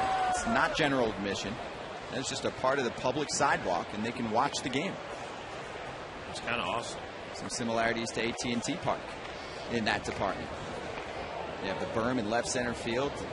Many unique components here. And that pitch hits Mejia, and he reaches base for the 2nd time tonight. Brandon Barnes coming up next. Newman moves up to 2nd. I think hit by pitch in an All-Star game is slightly worse than a 10-pitch at bat. Totally agree. I think they should just let him swing the bat. Well, They want to see me hit. Well, especially when you hit me in my dogs, right? You hit me in my feet. I need those things. Yeah, that might be the worst way to reach base in an exhibition showcase like this. A bruise and no contact. Mejia on first. Newman on second. Brandon Barnes struck out in both trips to the plate. 5 big league seasons with the Astros and the Rockies. His last major league game was in 2016, and he's played for 3 different AAA clubs since then. The Rockies in 16, Marlins in 17, and the Indians in 18. He is the first half leader in RBIs in the International League. And he is out here swinging. I think that's the first pitch I've seen him take. He's got that Cliff Floyd All-Star Game mentality going. Keep things moving. Yeah. Hack, man. Just in case. 23-year-old right-hander Brett Kennedy deals. Breaking pitch into the glove at third on the fly. Fuentes making the catch. And Brandon Barnes is retired. Eric Haas, welcome to the game for his first at-bat. A 2-run shot, part of a 3-run frame for the International League as they cut into their deficit, and we head to the top of the 5th.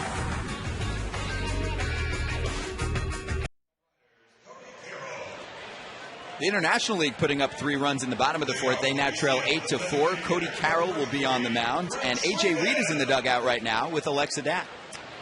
Hi, Scott. Yeah, I am here with AJ Reed of the Fresno Grizzlies in the Astros organization, as we know. And AJ, you are having a career first half here as you enter your first All-Star game, obviously putting up big numbers, which allowed you to be here. What's working well for you? This year I just feel like early in the season I've been hitting pitches that I need to more often. In the past I've had a slow starts this season, and this year it's just been seeing the ball a little better. 19 home runs, 72 RBI as we watch the ball go foul there over our heads, trying to keep one eye on what's going on here in the game as well. So, AJ, let's talk a little bit about you being in this Astros organization, called up recently when Yuri Gurriel, I believe, went on paternity leave. What's this experience been like for you down here in the minors, trying to keep focused, but then also, you're always one call away? Yeah, obviously, as everybody knows in the Astros organization, it's tough to get in that lineup. So, any little chance that you get, you try to make the most of it. And they're a really good group of guys to be around. You can learn a lot from those guys. So, any chance you get, it's a good one. I got to ask you also about your dogs, Moose and Buck. They have their own Instagram account, by the way. What inspired this, and how close are you to those pups? Those dogs, they've brought a lot of joy to me and my wife Shelby's lives. They're super cute. They like to have fun. We had them out here on the field yesterday running around, so we got some good posts of them doing that yesterday. And, they're just fun to have around and play with. And, it's just good to have some dogs with good personalities. Absolutely, yeah. They've got about 100-plus followers on Instagram. Go be one of them, Moose and Buck on Instagram. You can also follow AJ Reed. AJ, thank you. Yeah, thank you. Thanks, Alexa. Frank Schwindel, a strikeout victim of Cody Carroll, and now Zach Borenstein, the number 9 hitter. And if you're a celebrity and you don't have an Instagram account for your dog, it's kind of abnormal at this point. Just saying. Well, you know what? I better get on that. Yeah. All right. Should. Do you have dogs? No, I got one. I wouldn't say it's my dog. It's my daughter's dog. But it's all right. She would like that. Tell her to start the account. I'm sure she's savvy enough to pull it off. Let's go back to the WBC. A year ago, Zach Borenstein coming through multiple times for Team Israel. They were the surprise magical story, especially in the first round. They won all 3 games, advanced out of Pool A in Seoul, Korea. Scored 21 times. Borenstein went 5 for 25. And another one of his teammates, Ryan Lavarnaway, you should see later in this game, was a star in that first round, and Jonathan Mayo was at that game. You were at the entire first round there in Seoul? And then followed them on to Tokyo, a shameless plug for the documentary Heading Home that we put together because of that. But, Borenstein it wasn't one of the main characters because it was a group that we had taken to Israel earlier. Ryan Lavarnaway was. It didn't get to focus on what Borenstein did, but he was one of these guys that seemed to every at-bat was a professional at-bat, came up with some big hits. One of those guys that you sort of like, how come this guy hasn't had big league time? He just looked like a big leaguer, at least during the World Baseball Classic, and the numbers he's put up this year have been pretty solid with Las Vegas as well. A .489 slugging percentage. I spoke to him yesterday for a while. He said he's working on his consistency. He's too streaky right now. And actually had a down 2016 campaign as he stays alive. Said last year, and this plays to what you were talking about with DJ Stewart, Cliff, he changed his stance. He went back to what he was originally doing, what he was comfortable with, changed his stance, changed his posture, and he's had more success again. Well, when I saw him playing in the WBC, immediately it resembled Luis Gonzalez, who played for the D-backs, right? And you see him changing more up right now, and it's about making adjustments. He strikes out, but you have to be comfortable. Not complacent, but comfortable enough where you can have at bats where you're going out there and having consistent contact, and it works. He's facing a tough pitcher, too, right now, and Cody Carroll, who touches 100 miles an hour with the fastball, and the fastball grade for him from the 20 to 80 scale is a 75. So Jonathan, another guy who brings serious heat, and what do you know, it's in the Yankees organization, which has been loaded with prospects for the past few years. Yeah, he's a bullpen guy. He's touching upper 90s here. He's got a plus slider to go with it. And that's kind of all you need, right? Fastball, slider, if you can throw both of them above average plus on a regular basis. That last pitch was 98 miles per hour on the strikeout, and this is an easy ground ball. So 2 Ks and a ground ball out. Luis Urias is retired. The International League trailing by 4 runs. They'll come to the plate in the bottom of the 5th here in Columbus. Huntington Park takes a page out of Wrigley Field's book. The rooftop seats. Gorgeous night for it. And it's an 8-4 game in favor of the PCL. The trade market in Major League Baseball is heating up, and as the trade deadline nears, the analysts of MLB Tonight look at which teams are trending up and down. Coverage begins Monday, July 30th on MLB Network. Huntington Park, I like the way they have the words up there. Behind home plate, plays perfectly for a broadcast. We're here in the bottom of the 5th inning, and Joey Meneses, the number 4 hitter. And we'll see DJ Stewart and Eric Haas, who homered in the last inning. Meneses with a base hit in the first, struck out in the third.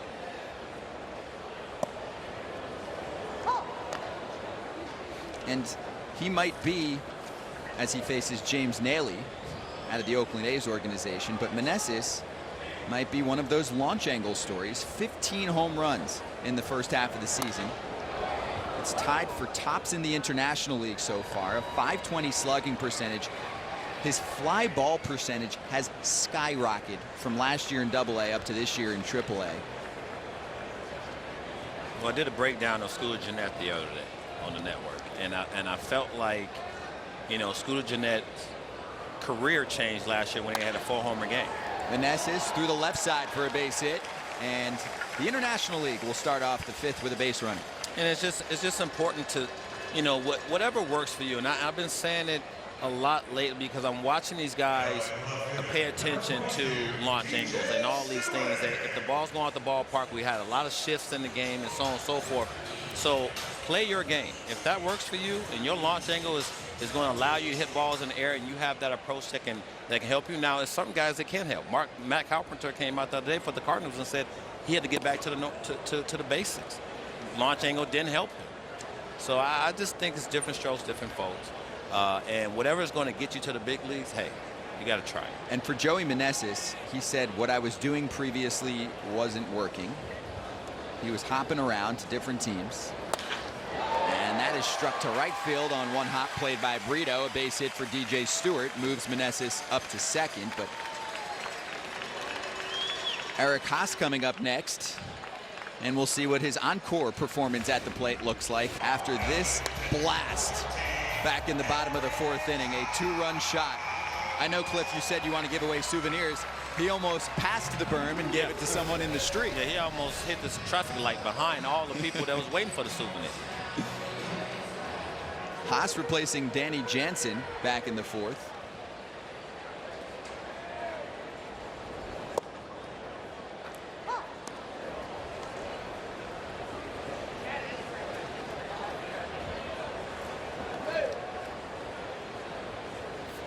He is a Columbus Clipper, so the ovation was loud.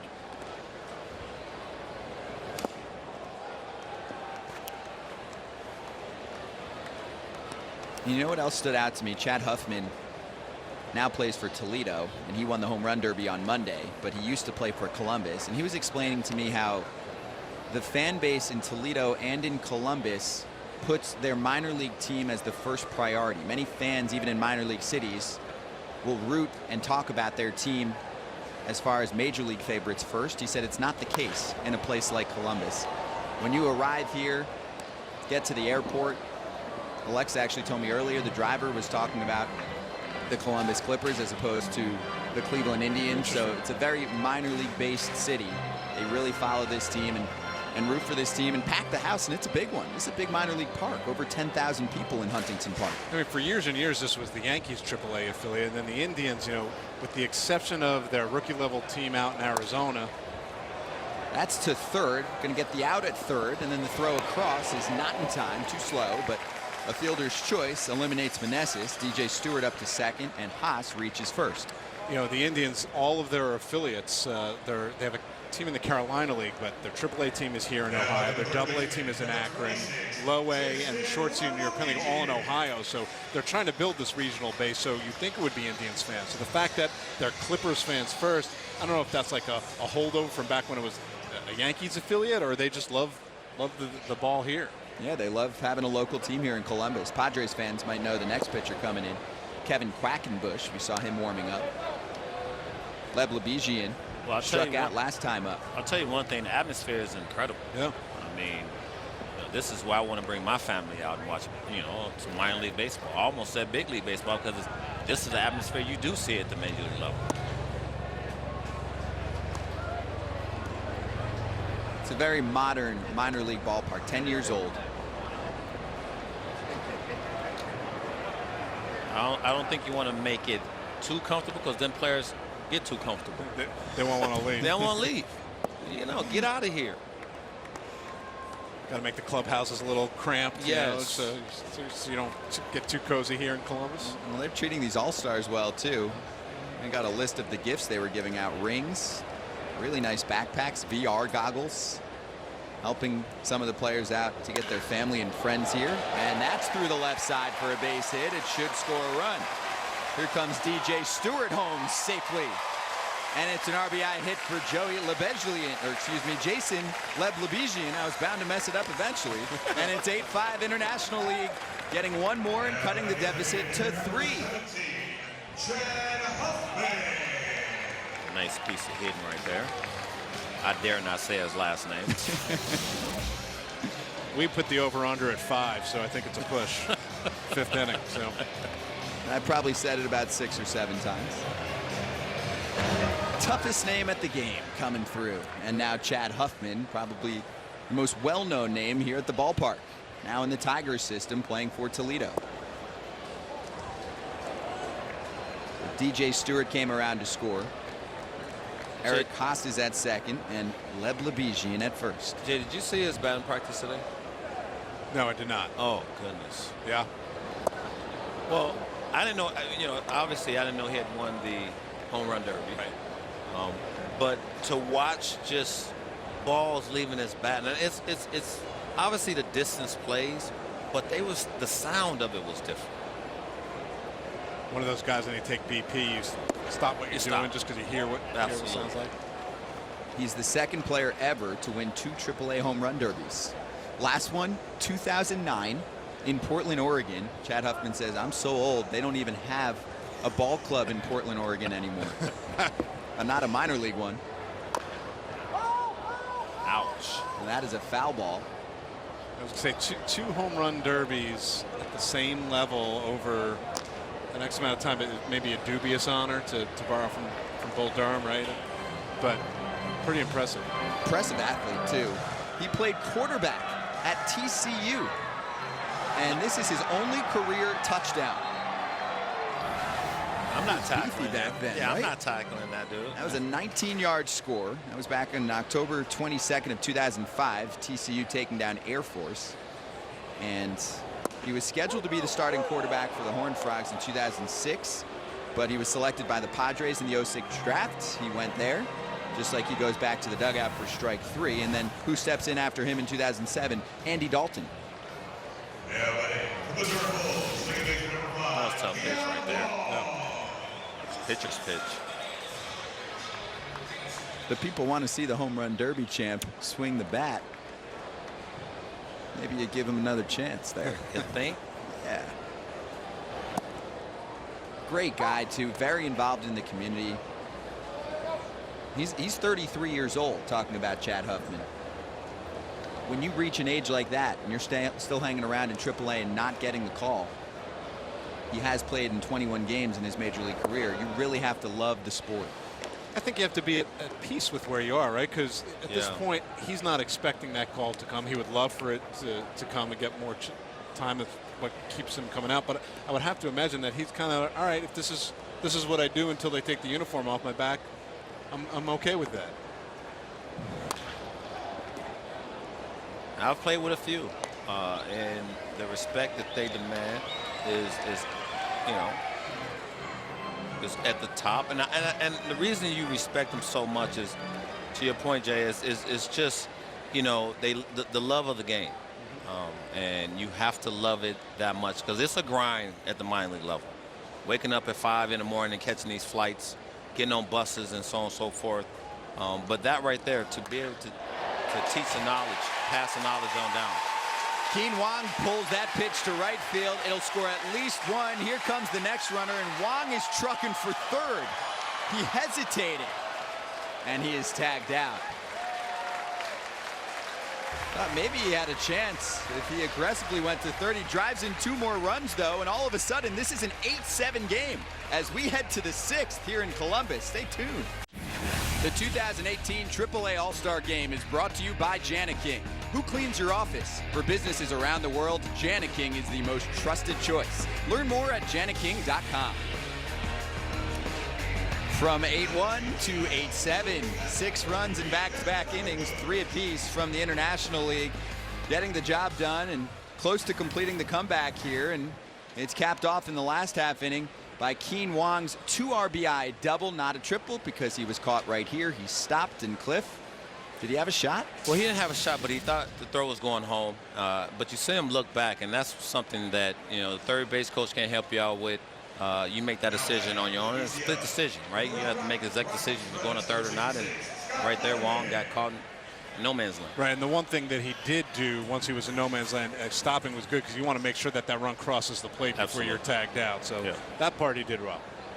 A ton of changes. This is when the substitutions are on, and we'll start with the pitcher Kevin Quackenbush, who has been lights out for Louisville. He had some time with the Cincinnati Reds at the start of the season. It did not work out well, but it looks like he could be on his way back to the big league roster the way that he's been throwing the baseball. He had some good numbers when he was up with San Diego, a couple full seasons in the big leagues, and hasn't been able to reestablish himself as a quality setup man or middleman in a big league bullpen. I'll tell you what, another team in dire need of some pitching, but has played great of late in the Reds. You know, good opportunity for Quackenbush to get back up there and make a statement. He's working with an almost entirely different group of players defensively. So let's run through it. Chang is the new shortstop. We have Williams in right field. Actually, Mason Williams also in center field, and we'll go over the rest of those players. I was about to say Colton. Keen Wong moves to left field. He was playing second base earlier. Franco at first, Lugo at second, Dosh at third. There you go. That's it. Yeah. Well, the catcher remains the same, in case you're wondering. Getting all that stuff on my I just ripped up my scorecard. Yeah. I got us covered. We'll introduce you to all those players as we move along here. They will all see at-bats.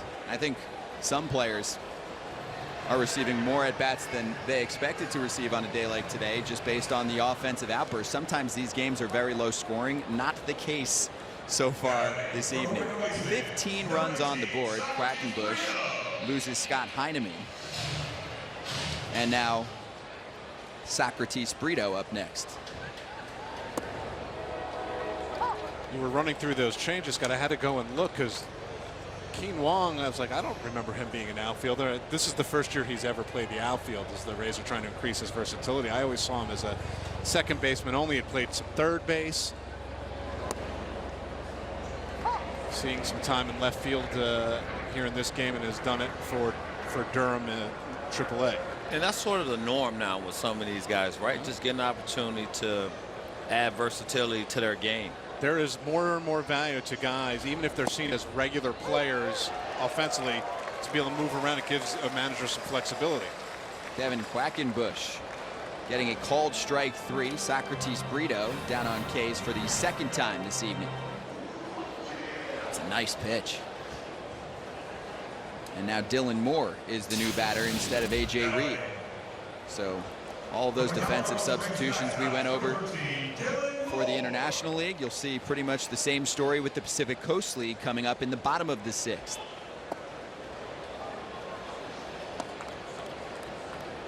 And Moore in the PCL for the Colorado Springs Sky Sox. Close to a 300 hitter so far this year.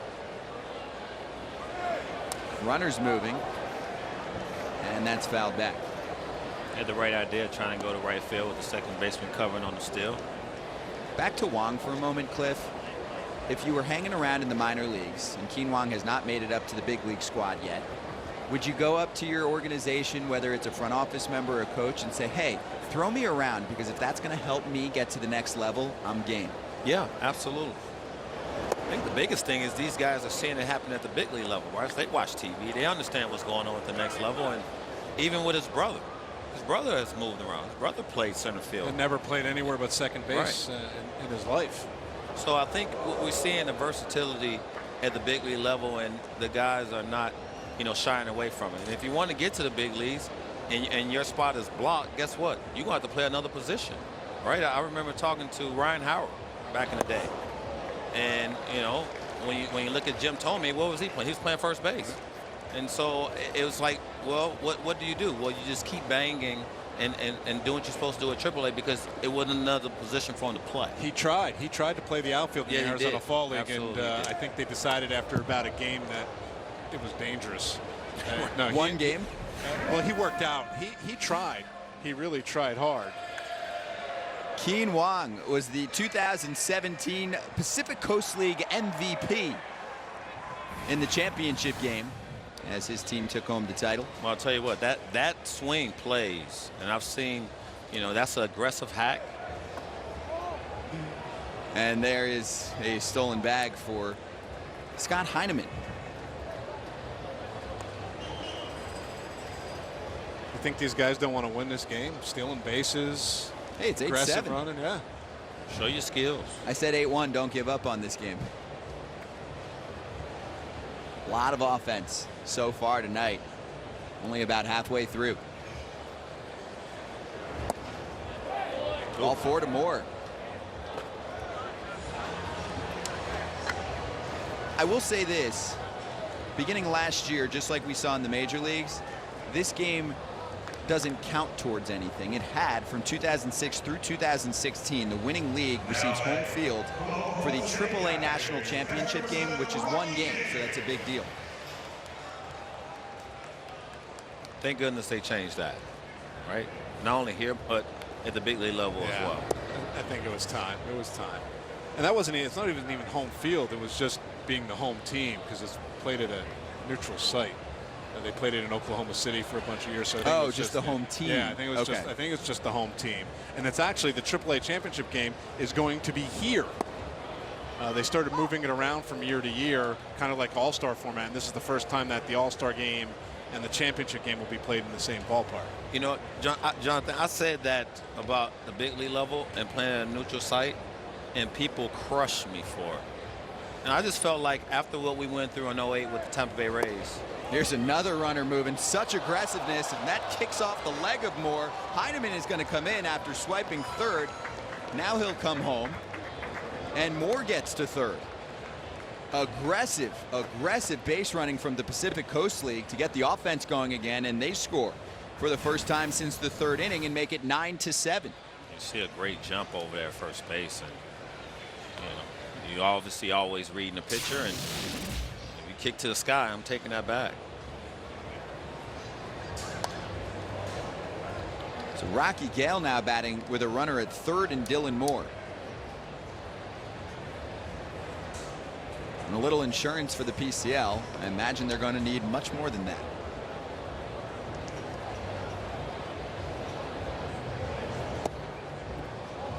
Rocky Gale actually won the catcher's throwing competition for accuracy back on Monday in the skills competition. Infield is in. You like those, Cliff, skills competitions? Well, I actually do. Change it up a little bit. Kind of fun. Yeah. And that is shipped to center field. It falls for a base hit. In comes Dylan Moore. Rocky Gale has an RBI single. And the Pacific Coast League has reached double digits. It's 10-7.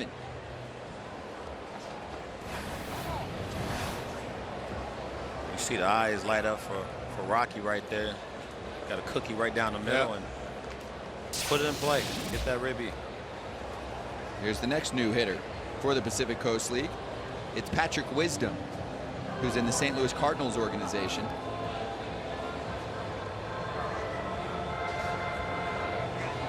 And Wisdom was the 2017 Pacific Coast League playoff MVP. The Memphis Redbirds won the PCL championship. This looks like it will be it for Kevin Quackenbush. He's at 22 pitches. You don't want to overwork a relief pitcher in an all-star game.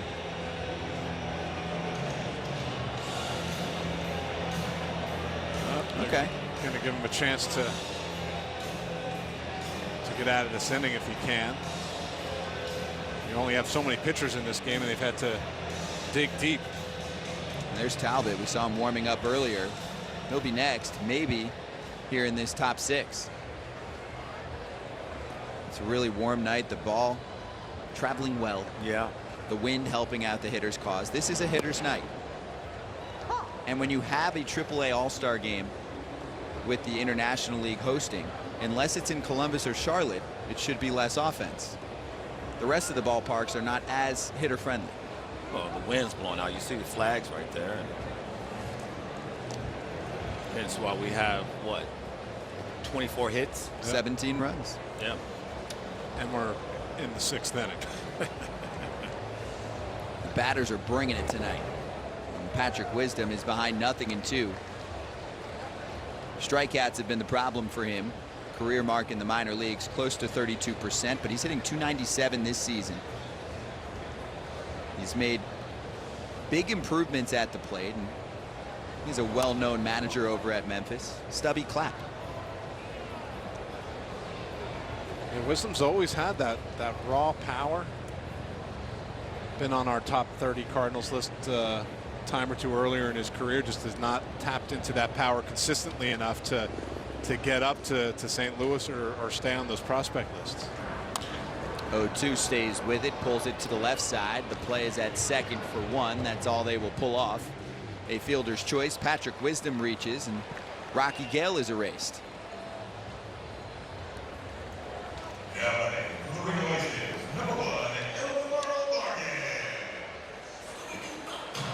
Ildemaro Vargas coming up next as he replaces Eric Campbell. And Jonathan, you're talking about that, you know, you have the power and all those things that we got to pitch and change, but you know, you can have the power, and you know, it's one of those things where you have to, you know, you sort of have to figure out how to be a consistent hitter.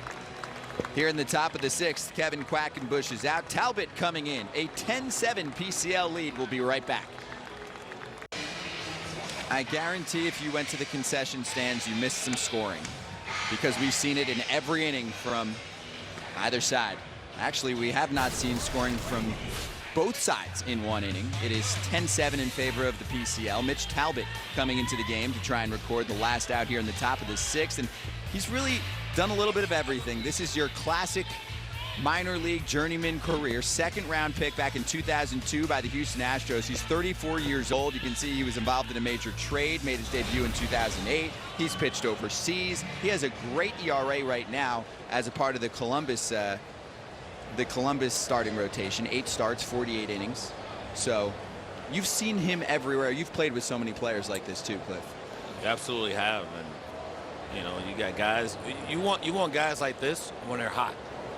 Right, excuse me, right when you see the ERA down, you see them starting to hit consistent locations, you want to get them when they're doing this.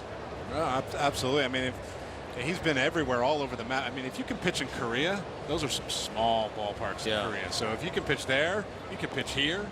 You know, it'd be great to see him get another shot at a big league staff in some capacity. Last time in the big leagues in 2011, Ildemaro Vargas swinging through that pitch. It's 1-1. This is the first season from Mitch Talbot in affiliated ball since 2013. We showed you the time in Korea, also independent league ball as part of the Long Island Ducks in the Atlantic League, also for the Sugarland Skeeters in the Atlantic League.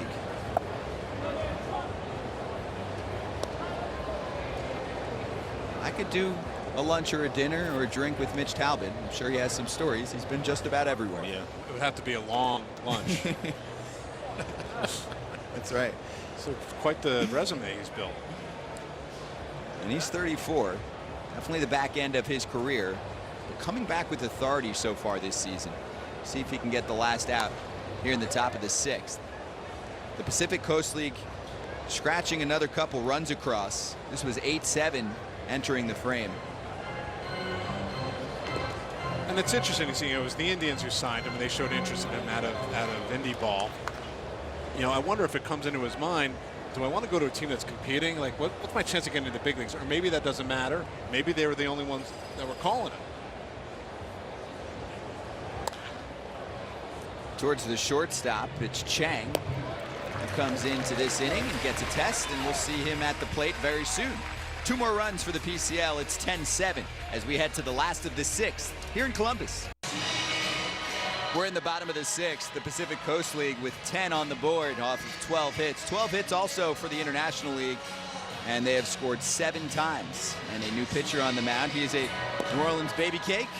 Zach Gallen is the name. 3rd round selection back in 2016.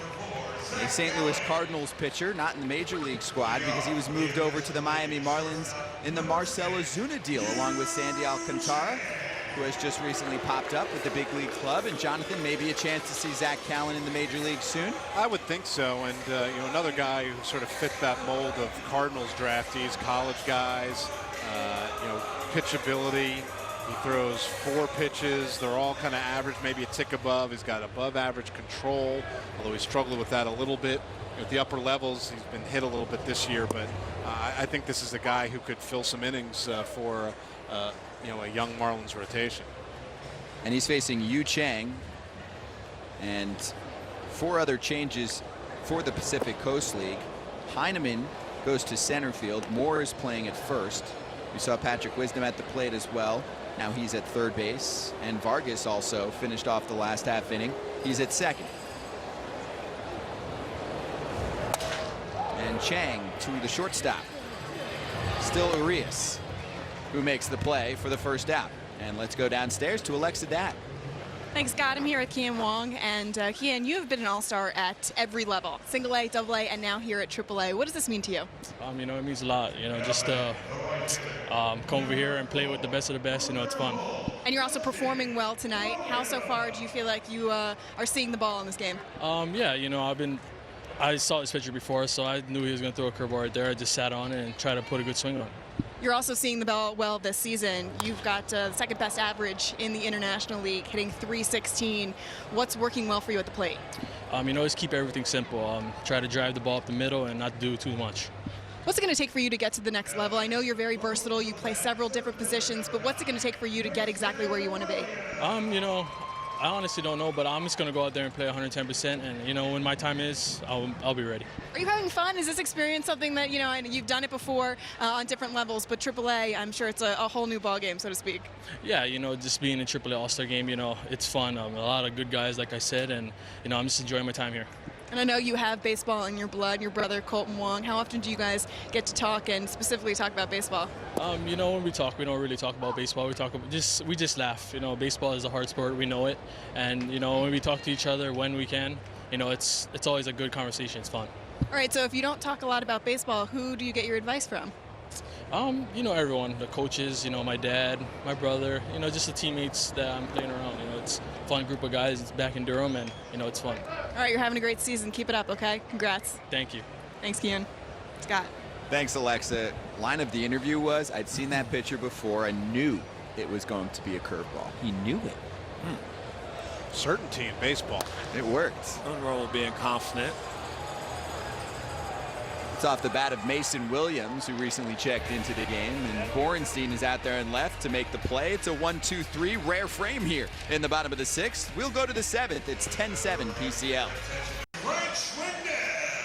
Huntington Park, gorgeous backdrop both ways, actually. 10-7 Pacific Coast League over the International League, and Urias is the best hitter in the Fall Stars game. More walks than strikeouts. You might want to ask yourself, why is he the best hitter? Because he just went up on the berm in left field. A home run for Luis Urias. You know, the funny thing is, if you looked at that scouting report, the one thing it said is that he lacked home run power. First thing I was thinking about. Not so much there. I hear Jonathan Mayo back in the 2017 Fall Stars game. I'm willing to admit when maybe we're a little bit off. That's all I'm saying. Well, he's funny about that home run, because that doesn't happen. Anyway, I don't know if he was cheating on a fastball there or what, but he said after that game that he'd never hit a ball that far in his life. So it's in there. He's got some pop, but that was not something. We really were just breaking him down to say he's a pure hitter. There's not much power, and boom. That is hilarious. 416 feet, 107.9 miles per hour off the bat. He turned on that 96 mile per hour heater, and Urias with the solo shot, so that happens sometimes. Actually, I watched last year's AAA All-Star game recently, and Jim Callis was a part of the broadcast call, and there was a conversation about Ozzie Albies not having much pop. Yeah, has he? I haven't been following. Has he been hitting the ball hard? He's pretty good in the extra base hit department. Frank Schwindel lining out to the new third baseman, Dosh, and there's one down. Somebody get them onions out of here. There's Dosh getting low. And Zach Borenstein up next. But what did scouts say about someone like Ozzie Albies, who played in this game last year? He's a star now second baseman for the Atlanta Braves. He certainly doesn't have the frame of a power hitter. No, he doesn't. I mean, the same thing with, when Jose Altuve, no one had Jose Altuve as a power hitter, but I think the industry whiffed on a guy like Altuve altogether, not just on one category. Albies was a really good prospect. He was a top 50 in our top 100. He could hit, he could run, he could field. The power just hadn't shown up. There was bat speed, there was some gap ability. The speed would allow him to take extra bases, but this was unexpected. It's not something that people saw coming, and we'll see if it's something that continues over the course of his whole career. I think maybe he settles in a little bit. But yeah, I mean, listen, we miss all the time on guys, especially in terms of one particular tool where they get to the highest level and something clicks that you just didn't see coming. You look at Ozzie Albies' numbers in his minor league career, what he's doing now, you could not have gotten that from the data. So let me ask you this: with someone like Urias, is he capable of being a double-digit power bat, like say 15 to 20 home runs? Because it does look like he's had a little more muscle in his swing in the past year. Well, I should say yes, so we have it on record. Please, that I was like, oh yeah, I'm all in on Luis Urias' power. I'm lining you up for next year's broadcast. And then in case he doesn't, no, the power's not there. It's no, I think he's a 10 to 12 homer kind of guy. He's going to run into enough pitches, and he's a smart enough hitter where he can hunt fastball when it's needed. Well, I will say this about guys: when, you get stronger, obviously you get smarter, and then you get around guys like, I'll just throw JD Martinez out there, who's willing to help you and not just go to the park every day and get themselves ready for a big league ball game. They help their teammates. JD Martinez has been on record. He's helped he's helped Mookie Betts. He's helped Xander Bogaerts. So these guys, you get around the right guy that's going to be able to look at your swing, and you can emulate a little bit or whatever the case may be, and you possibly might be a guy that can hit plus homers. Watch your lips.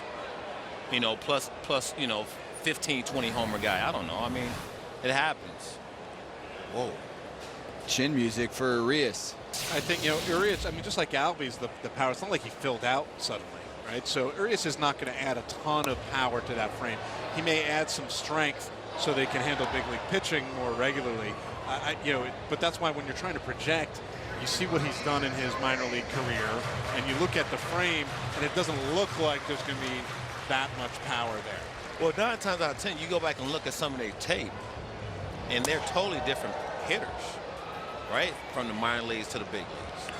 Urias flies out to center field, so it's a 1-2-3 frame here in the top of the 7th. Let's get up and stretch, and then expect more offense here from Columbus. A picturesque evening here in Columbus, Ohio. 10-7 Pacific Coast League over the International League, the 2018 AAA All-Star Game, and this is quite a day we have in Major League Baseball coming up on July 29th. Guerrero, Jones, Hoffman, Trammell, Morris, and MLB Network's own Jim Thome take their place among legends. The Hall of Fame induction ceremony coverage begins Sunday, July 29th, 11 a.m. Eastern Time on MLB Network. A sellout crowd, just like we saw on Monday for the skills competition and the home run derby. This city has embraced the Columbus Clippers and this ballpark, and they have been excited about hosting the AAA All-Star Game. They also were blessed with a perfect day in terms of weather, sunshine, and now a submariner into the game in Tyler Rogers, and the first pitch is delivered into left field. Carlos Franco with his first at-bat of the day and a base hit. Tyler Rogers is 27 years old, a 10th round pick by the San Francisco Giants back in 2013. And He is rocking a 1.59 ERA. He was not always pitching with a delivery like this. It popped up while he was at Garden City Community College in Kansas. Struggling quite a bit down there. His coach said, hey, here's an idea. Try to pitch like that. Man, I just don't know. I always wonder where these guys get these, these ideas from, right? And I have to think that he must have been a guy who at least was different arm angles. Maybe he was struggling with the different arm angles. And every once in a while he dropped down a little bit and he showed something. But it is amazing to see. And typically you start out like 3/4 and then suddenly it's sidearm and then before you know it, your knuckles are scraping the dirt. He comes from completely underneath. And he gets one past Dawel Lugo. Chad Bradford, right? I mean, you look back at Chad Bradford, and he used to. I played with him. He's come in and dirt be on his, on his finger. I go, hey man. He goes, yeah, I'm scraping the, mount. And that is spiked into right field. It's another base hit. Lugo comes through and sets up 2 base runners with nobody down in the bottom of the 7th. This copyrighted telecast is presented by authority of the International League of Professional Baseball Clubs, the Pacific Coast League of Professional Baseball Clubs, and the National Association of Professional Baseball Leagues, and is intended solely for the private, non-commercial use of our audience, publication, reproduction, retransmission, or other use of the pictures, descriptions, or accounts of this game without the express written consent of the aforementioned parties is prohibited. And just in time for Ryan Lavarnaway and his first at-bat, and the highest All-Star game attendance since 2012, which was back in Buffalo. Crowd today, 10,516. Nice. You can barely find an open seat. Sellout, right? Oh, and then some. And then some. Technically holds 10,100. Okay. So. And into the game, often in an all-star game, when you don't know most of the players, the interest wanes. You're into the between innings entertainment. I mean, I've been to a lot of minor league all-star games. I'm very impressed with the locals here and how much they are paying attention to what's going on the field. Yeah, the crowd reacting to every run scored, every missed pitch, perhaps, in their mind. Lavarnaway watches another strike.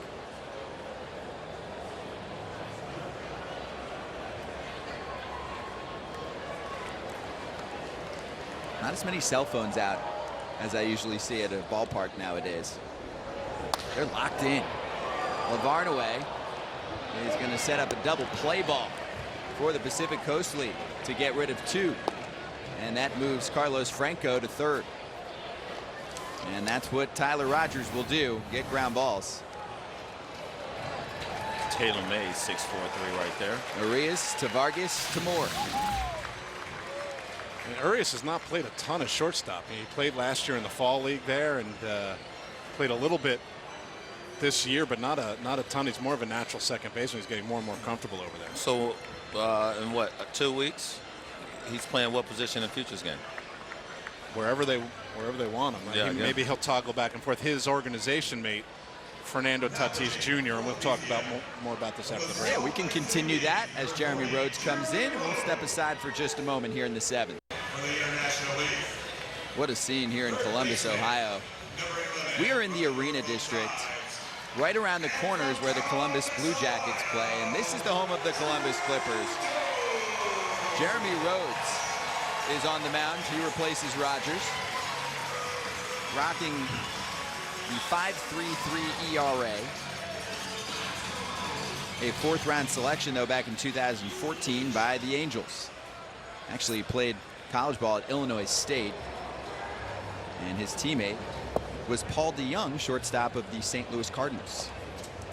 Trying to get one more out here in the bottom of the 7th, as the International League is looking for its first scoring since the 5th. And this is Drew Dosh. Why did you hear such a loud applause for Drew Dosh? Not because he plays for the Columbus Clippers. It's because he was born right here in Columbus, Ohio, a local kid. 26 years old. He skies that pitch. for Urias. Uh-oh. Stay with it. And that's out number 3. So we'll head to the 8th, and the PCL still hangs on to a 3-run lead. This is a celebrity in the ballpark here in Columbus. His name's B-Boy McCoy. He's been breaking it down all night long. Cliff, you can break down swings. Can you break this down? Oh, no, that's a little MJ, you know. I'll tell you that. That's right. The white batting glove. You won't see him in any games. You'll just see him at the park every night breaking it down. Luis Urias could be a part of the San Diego Padres 2019 lineup, and he is in this game playing shortstop all day long. He's Fernando Tatis Jr., also a big prospect in the Padres organization. Luis Urias right now hanging out with Alexa Deck. Thanks, Scott. All right, Luis, you took a look at that lineup right there. You are one of the top prospects in the Padres organization, and you and Fernando Tatis Jr. potentially could be making some noise for those Padres in the future. When you took a look at that lineup, as we were showing the graphic on the screen, what stood out to you? Yeah, well, I really like the lineup. I know there's a lot of work to do to me, to Fernando Tatis, and to a lot of young guys that they're coming from the bottom. And like I said, I think it's a lot of work, and we've been working for that. And I mean, hopefully 1 year you can see the lineup in the real life, and I mean, hopefully I can be there. That's what a lot of Padres fans are hoping for, and a lot of us who are big fans of yours as well. So let's take a look at, and talk about what you've done so far this season to be able to earn your way into this AAA All-Star game. How do you feel like, your approach is at the plate, and, how everything's going for you so far? Yeah, I mean, I've been feeling kind of inconsistent a little bit, but I feel like that's good to me to know myself better. When I think this game is a tough game, when everybody's gonna be a struggle, and I think that's good to me. I mean, like I said, to know myself, and I've been working to be better. We've been playing good in El Paso, and it's fun to be there. How much have you been working on your English, too? Because I've heard interviews from you in the past, and, English is not your first language, but you have excellent skills right now. Well, I appreciate it. Thank you. I mean, I've been working and trying to, like I said, trying to get better in my baseball side, and I think the English, my second language, is gonna help me to be a great baseball player. Yeah, absolutely. I know your brother Ramon also plays baseball, and you recently have had your whole family out in the fields. What's that like to be able to have your family to share this with? Yeah, I mean, that was very fun. My dad and my mom, they were very excited about that, and I mean, I just have fun. We won 2 of 4 games, I guess, so we're tied, we're fair. You also celebrated your birthday at the beginning of the month on June 3rd, so happy belated birthday. You went to the driving range. Is golf something that you like to participate in the off season, or kind of as a hobby? Yeah, well, I'm not good at it, but I'm working on it, trying to get better, but I'm not good at it. Believe me, a lot of people aren't good at it, but you just got to keep trying if that's something that you're really into. Talk to me a little bit about what this whole week has been like. I know you had the gala last night and the luncheon. What's been your favorite part about participating in this All-Star game? Yeah, well, I would say everything has been a fun experience to me, and I think for everybody. I think is having fun. And what I think my favorite part is the game, I mean, I like to get out there and help my teammate to win, And, well, so far we're winning, so that's been fun. Yeah, so you got a big smile on your face, so that's good. You didn't like the music last night at the gala? You weren't dancing? What happened there? I'm not a good dancer at all, but it was fun. I like the music. I don't know about that. You might have to show off those skills at some point when you get up to the majors. That's tough. That's hard to me. Luis, thank you so much for joining us. Congratulations and good luck the rest of the way. Thank you. Appreciate it. Scott. Thank you, Alexa. Just 21 years old. He has it all going for him. He's already at the AAA level, one step away from the big leagues. And to cap up our conversation from earlier, first off, let's get you caught up for a moment. Scott Heineman with a base hit. He stole second base. That's where he is now. Timeout called by Socrates Brito, and he's facing a 1-2 count against Nick Anderson. But to cap off our conversation from earlier, Jonathan, Luis Urias, does he project as a second baseman or a shortstop at the major league level? I think that if they needed him to play shortstop, I think he could play shortstop. He was in the fall league. He looked better there than a lot of people expected. It was nice to see that flexibility again when you're in the minors. You do what what you can to get to the big leagues. Brito pops out to third. And you look at this projected lineup, I think putting him at second base does make the most sense, and that's mostly because of Fernando Tatis Jr., whose dad played in the big leagues. Tatis, as good as Urias is, Tatis may be even better prospect, 2020 potential. The only thing that could move Tatis is if he gets too big for short. Maybe he moves over to third when all is said and done. But for the time being, when they do get to the big leagues, I think that's how they line it up. Last year, they were both in Double-A together. Urias played second. Tatis Jr. played short. This is Dylan Moore with a runner in scoring position, and there is a lot more in the cupboard for the San Diego Padres organization. This could be a special team in the coming years. They've been building for quite some time now. A.J. Preller, the general manager, seeks international talent. He also has been unique in the trades that he pulls off. Cliff, he's willing to take just one prospect, even if he's dealing a major player. He's always spoken about quality over quantity. He doesn't need to receive multiple players in a trade, and also doesn't need to receive players that are in the upper levels of the minor leagues. And that is how he's pulled off someone like Tatis Jr. in the James Shields trade with the Chicago White Sox. Well, he has a ton of talent. You're absolutely right. And he has good scouts, and I think they bring him a lot of quality players that we might not see, but they foresee being really good Major League ball players at some point. And I think that's the reason he also goes out there and brings in an Eric Hosmer to just, make sure that everything else and sort of alleviate the pressure from these youngsters that are coming along. And you have a guy like Eric Hosmer in the middle of your lineup. It just solidifies everything that he's doing. An anchor for all these young guys. And I mean, it's interesting to see what A.J. Preller has done since he's come to San Diego, right? He got there and he went all in. And it didn't work. And he did not hesitate. As we look at a bit of a defensive shift here in an all-star game. Shifts in the minor leagues, something just happened. We can talk about that next inning. That's sure. Relatively new. But, he was not afraid to realize, all right, this didn't work. Let's start over. And then he broke it all down, started it all back up, really aggressive in the draft, really aggressive internationally, which is what his bailiwick was. In Texas, he was their international scouting director. And started all over again. That's why they have a great farm system. Runner going for third, and they nab him. Scott Heineman is toast. The strikeout and the nice throw from Lavarnaway to preserve a 10-7 game as we reach the bottom of the eighth. The 2018 AAA All-Star Game is brought to you by Jani-King. Who cleans your office? For businesses around the world, Jani-King is the most trusted choice. Learn more at janiking.com.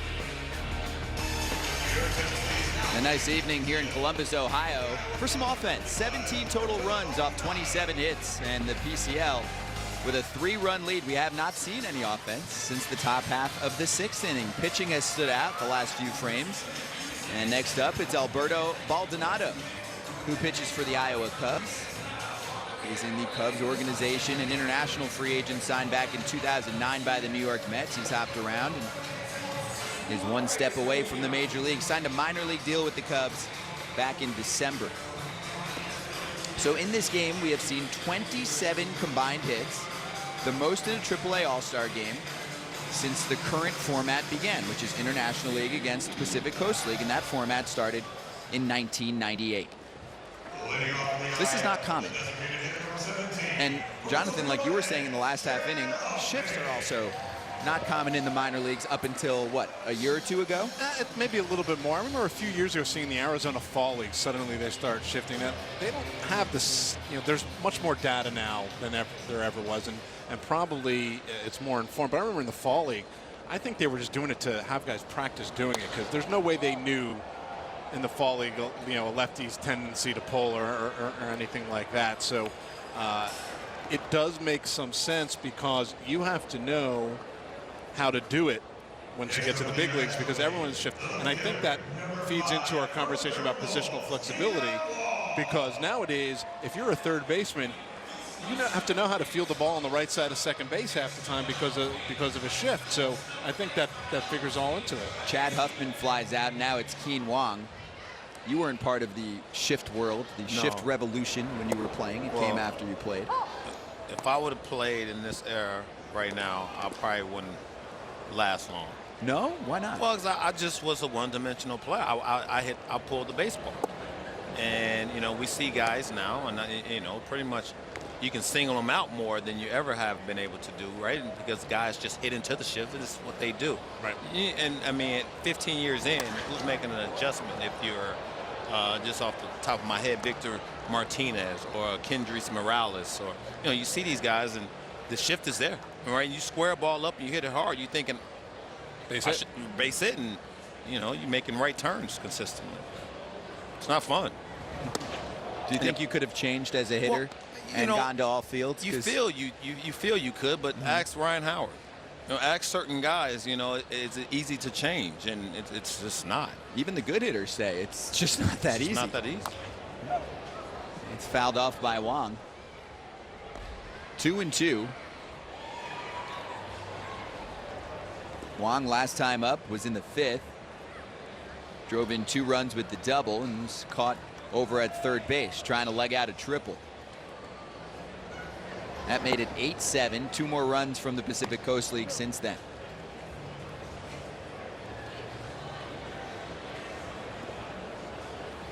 Yeah, it's a different world in the minor leagues. And that's why sometimes you see a player get up to the major leagues and do things that you haven't seen. We had the discussion earlier about Ozzie Albies. My #1 question to players yesterday was how they prep for games, because I'm wondering how much information they get. And they said sometimes reports they receive, while they're good and deep in terms of what the repertoire is, when a pitcher uses a certain pitch, they said the problem is sometimes the reports could be dated, and also in the minor leagues players change so frequently. So they could see on the report this guy throws 90. One of the players yesterday told me suddenly he's throwing 95 and his repertoire is totally different. So they said still the best tool, many of the players told me yesterday, is word of mouth. Talking to the players that have seen this player recently. Down on strikes is Keen Wong, doesn't like the call, and neither does a lot of the crowd.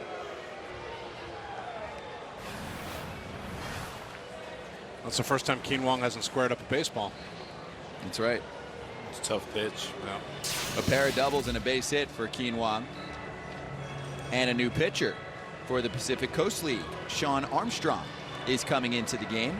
It's 10-7 in favor of the PCL here in the bottom of the 8th. And we'll be right back. Fans are jaded now. They're expecting offense every inning. We haven't seen that from back-to-back frames. We'll see if that pops up here in the next inning. Here in the top of the 9th, a group of underdogs defy expectations to become world champions. It's a tale so incredible it could only have been written in Hollywood. The story of the 1988 Dodgers. MLB Network presents Only in Hollywood. Coming up right after the game.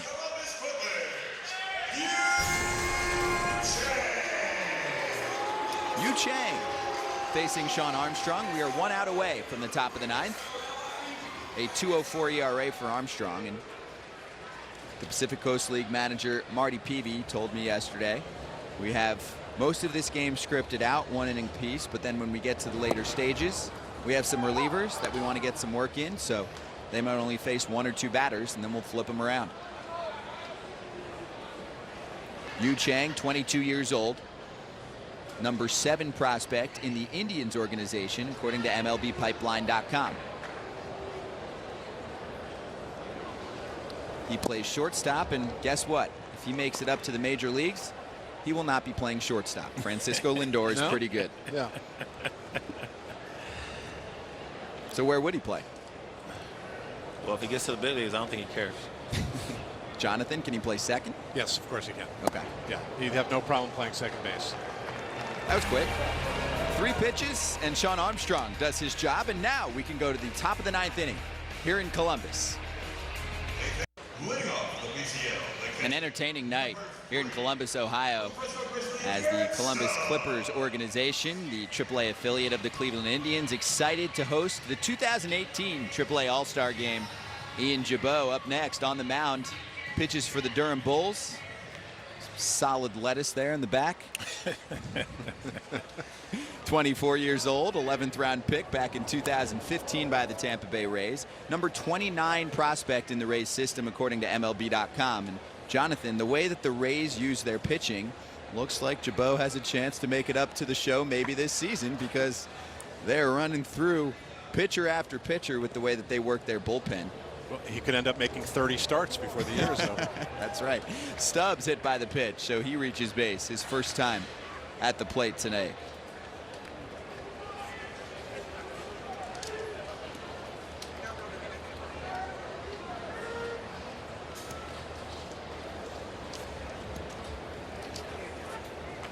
Play Ball is MLB's initiative to inspire all forms of baseball and softball participation, making play opportunities available and fun for everyone. To learn more, go to playball.org. Here's Patrick Wisdom. Garrett Stubbs at first. He is the third catcher in the game for the Pacific Coast League, and now Wisdom 0 for 1, bounced into a fielder's choice back in the 6th.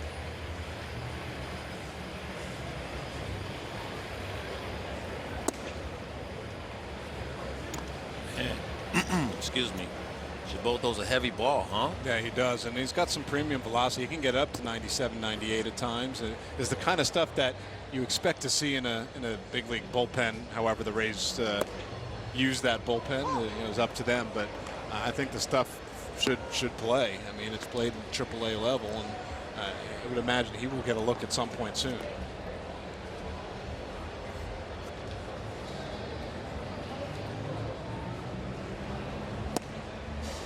It's 2-2. Impressive so far from Chabot. Is a pitcher like him excited to be in the Rays organization with the way that they're implementing their pitching staff at the major league level? And really, they have the shuttle working with Durham all year long. Yeah, you know what? It's not traditional, but what is anymore? Stolen base right there. But and I like how they're going about it. It's a strikeout.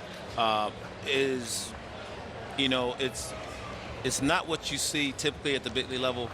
But if you have the lack of personnel, right? If you don't have the guys that can go out there and start consistently as a rotation, then you have to do it. You have to do for your organization. Nobody's going to tell me how to run my organization. And I think at first people was like, I hope this is not something you see every day. But for me, I was like, well, let's wait a minute. If this fits what they're trying to do, then so be it. More opportunities for minor league players. Well, I also think if you're one of those minor league players, you can't let yourself get caught up in how they're doing things at the big league level.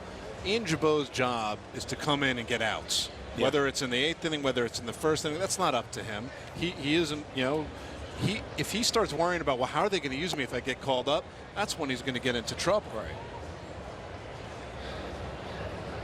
He punches out Patrick Wisdom. That's Stubbs, who stole second base. Nobody has done it like Scott Heineman today. The center fielder for the PCL with 4 stolen bags, a new AAA All-Star Game record. Got a little greedy, though. He did. You're right. The last one was unsuccessful. 5 stolen base attempts in an All-Star Game is crazy. Yeah, well, you got to get on base, right? So, and that in itself is special.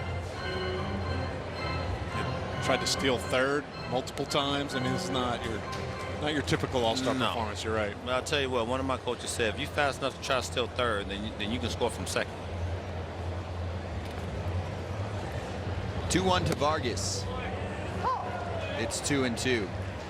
There's significant action in the bullpen right now. It's a beard off. Johnson v. Wall v. Alvarez. Who will we see? Maybe one batter each.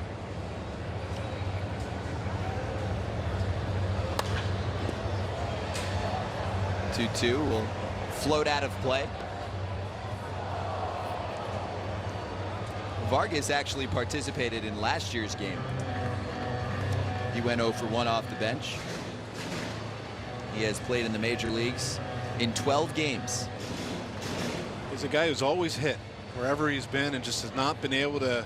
He's a little bit limited defensively, so he's not been able to break through to get any kind of chance. Scorches that pitch to right center field. That'll split the gap and turn into an easy double for Vargas and an easy run scored. The RBI hit brings in Stubbs, and the PCL takes an 11-7 lead. You say, John, you say he can hit. Well, see him stay on that baseball. two hands through the zone almost. And, you know, hand comes off late, but that's just solid. Yeah.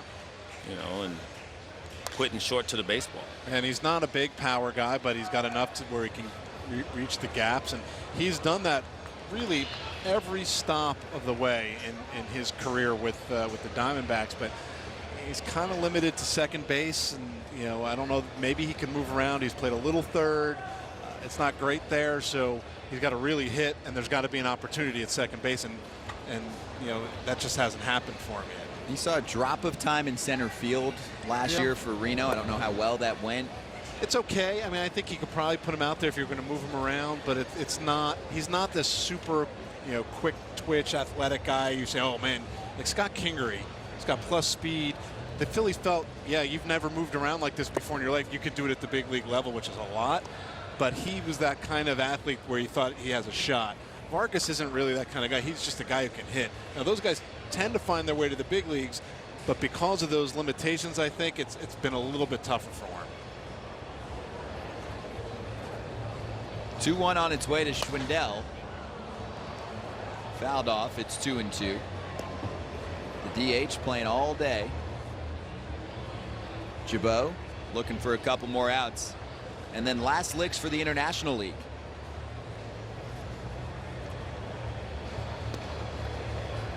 After the game, an MVP will be named for each side. And then we'll grab them for an interview. Alexa will be downstairs for that. As it stands right now, winning pitcher would be Dakota Hudson, losing pitcher Tyler Epler, who struggled in that second inning against the PCL. Bouncer, going to be a really tough play for Chang. Oh, spins around, and he got him. It looked like Chang had no chance, and he was smooth to the baseball, and he knew his arm. I'm telling you, Lindor may have to learn how to play second base. And he is out. Yeah, he's a solid defender. That's why, I mean, he can easily move over to second base. He's done it. He's got really good defensive actions. Whether he hits enough to be an everyday player, we'll have to wait and see. Did you feel the smoothness in the way that he handled that? Common controlled the whole time to make the play. I'm looking at it like no chance. Yes, the route to the, you know, to get to that. You can see it from up here. It was just perfect to the baseball, and then the spin. And on point. Vargas moves up to third, but a key out recorded here. Try and keep it to a 4-run game. This is Borenstein. Pitch gets away, and in comes the runner. Pitcher not covering home. Maybe they had a chance. That bounced off the backstop pretty firmly. Instead, it makes it 12-7. Vargas comes in. Did they have a chance here on the wild pitch? Ooh. I would say so. If he gets there, nah. No. I wonder if Lavarnway got crossed up there, or I'm not sure what happened on that pitch. To second, Lugo makes the play. Another run for the Pacific Coast League. They scored 2 times in the 9th. 12-7. And the bottom of the 9th, the conclusion here from Columbus on the way. Bobby Wall of the Nashville Sounds will start off this bottom of the 9th here from Columbus, Ohio. It's been a really nice stay for us here for the AAA All-Star Game. Super accommodating. Everyone here at the ballpark and all around the city. Wall in the Oakland A's organization, a 5th-round selection back in 2013. Here comes some heat, Jonathan. Word on the street is he can touch 100 miles per hour. Yeah, he can. He always has been able to throw hard. His ability to find the strike zone is been one of the issues for him, but fun to see this at the end of the game, kind of in a pseudo closing kind of situation. 97 according to the scoreboard right there. We've seen a bunch of upper 90s, but as Cliff, you were pointing out, that that happens a lot. It's what else you can do with your stuff is what gets you to the big leagues. Yeah, everybody at the big league level, in my opinion, can hit, you know, 95, 96, 100. I mean, we've seen Chapman, you know, get 100, 101. You don't hit him consistently, but you have to have a secondary pitch to go along with it, you know, with the fastball. Not locating to Justin Williams so far. We'll see if he takes on 3-0. 3-0 in an all-star game. Green though. light, come on. I think, Cliff. Yeah. I even look at the coach. Oh, there it is. Swings on 3-0. Not the swing he wanted. Arias puts him away.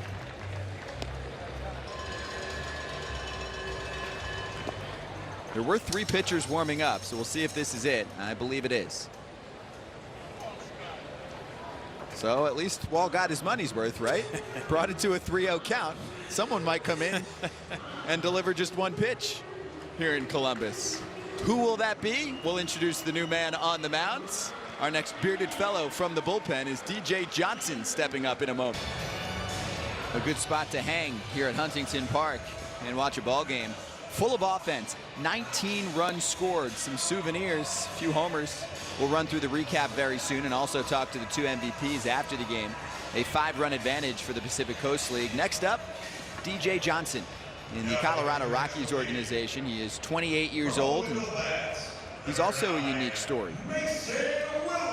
Out of Western Oregon University, he pitched in an exhibition game with a Rays scout in attendance and had not really considered a career in baseball until he signed for $1,000. And then he was released after 1 season with the Rays, spent some time in independent league ball, and then latched on to the Diamondbacks. Now he's with the Rockies organization and 1 step away from getting the call, which would be the first time in his career.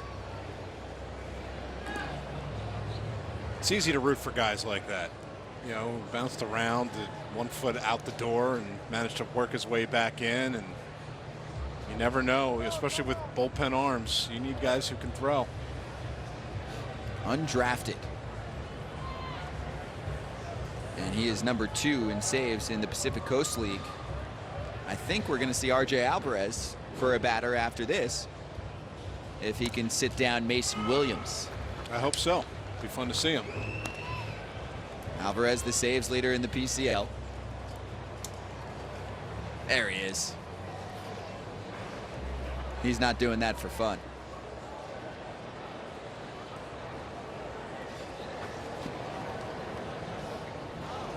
Well, what if Alvarez comes in and struggles? Who's up next? I don't think they have any pitchers left. That's a big hang with him, I guess, right? We also could play another inning if suddenly there's a comeback from Columbus. We saw them. Right. We saw them charge from 8-1. We're not gonna go there though. Hey, you just went there. Why not? It's been a great game. Sorry, I don't believe in that stuff. I'm not superstitious, just a little stitious. 0-2. So you're the guy who's like, this game's just cruising along in the 5th inning. You just say that. Well, guess what? On MLB Network, on MLB Tonight all the time, I do the no-hitter alerts. Yeah. And everyone comes after me on social media because I pointed out that there's a no-hitter going on. Yeah, that doesn't bother me. I got over it very It's more fast. as a veteran of press boxes, the guy sitting next to you is like, man, this game's really cruising, and then you're there after a 3-hour rain delay, 14 runs scored. Yeah, right. Well, this should turn into the longest AAA All-Star game in history. It's pretty close. The longest game, 3 hours, 7 minutes, set 3 times in 2003, 2007, and 2012. We're creeping towards the 3-hour mark here. I believe first pitch was 7:07 Eastern time.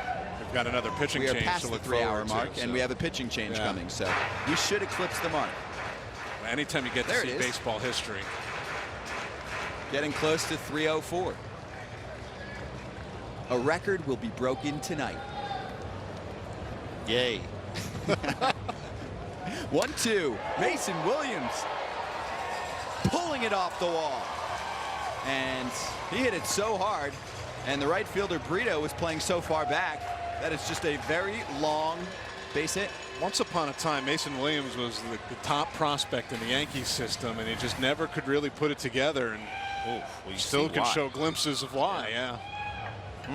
He pulls that baseball off the wall, and it's a tall wall there, 318 feet down right field. Carlos Franco up next. Yeah, Mason Williams with 25 games in Major League Baseball from 2015 to 2017. His second career plate appearance, I remember it, a home run off Ubaldo Jimenez. Tremendous raw tools. had that power speed combination, and just never could put it together. Is he only 26 years old, Mason Williams? Is that right? That's what I'm seeing here. Wow. He was young, drafted out of high school. So he's got 8 or 9 years in, but still. There's time. I mean, there's time for him. There is time. Well, Cliff, how many players don't put it all together until they're about 26, 27, 28 in the major leagues? A lot. I mean, I've played with a lot that, you see a glimpse of it, and then all of a sudden it goes away, and then guys, go to AAA and they end up somewhere else on another squad, and all of a sudden it comes together and they have life for a long time in the league. Carlos Franco chases strike 3. And I imagine RJ Alvarez, the Pacific Coast League leader in saves, is going to hop on in a non-save situation. A 5-run lead in the Round Rock Express closer in the Texas Rangers organization, coming in to try and record one more out and seal another victory for the Pacific Coast League. They won last year. We'll see if they can do it again. 12-7 in favor of the Pacific Coast League, and 1 out away from a victory. Last year they won in Tacoma, Washington, snapping a 4-game losing streak in the AAA All-Star game. We'll see if they can make it 2 in a row here with the best closer in the league. A 2.15 ERA for RJ Alvarez. He's 27 years old, a 3rd-round selection back in 2012 by the Angels.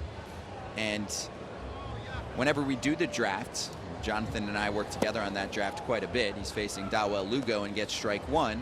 Jonathan, we talk about who has a chance of making it to the major leagues quickly, and he was a guy that could be considered on that list back in 2012 and ends up making it to the show in 2014. yeah, I mean, college reliever, power stuff, good breaking ball. Indifference moves the runner to second base. That's Mason Williams, and it's 1-1 to Lugo. Yeah, I mean, and was able to make it up relatively quickly. Just hasn't been able to stick there like with a lot of these short relievers with premium velocity. Command has been elusive for him at times. He hasn't been in the big leagues since 2015.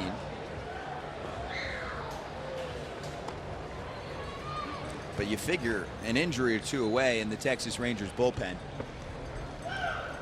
And also the Texas Rangers are a team that should be selling at the trade deadline, could get rid of a few relievers and open up a spot for RJ Alvarez. He's been pitching well at the highest level. He's doing everything he can to give himself another opportunity at the highest level. 1-2 to Lugo. He doesn't bite. It's 2-2.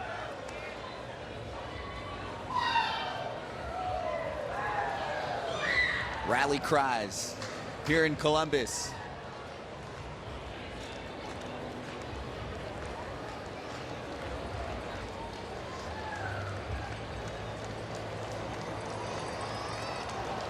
Two-two, that'll do it. RJ Alvarez goes with the heat, blows it past Lugo. Game over. The Pacific Coast League racks up 12 runs off 14 hits.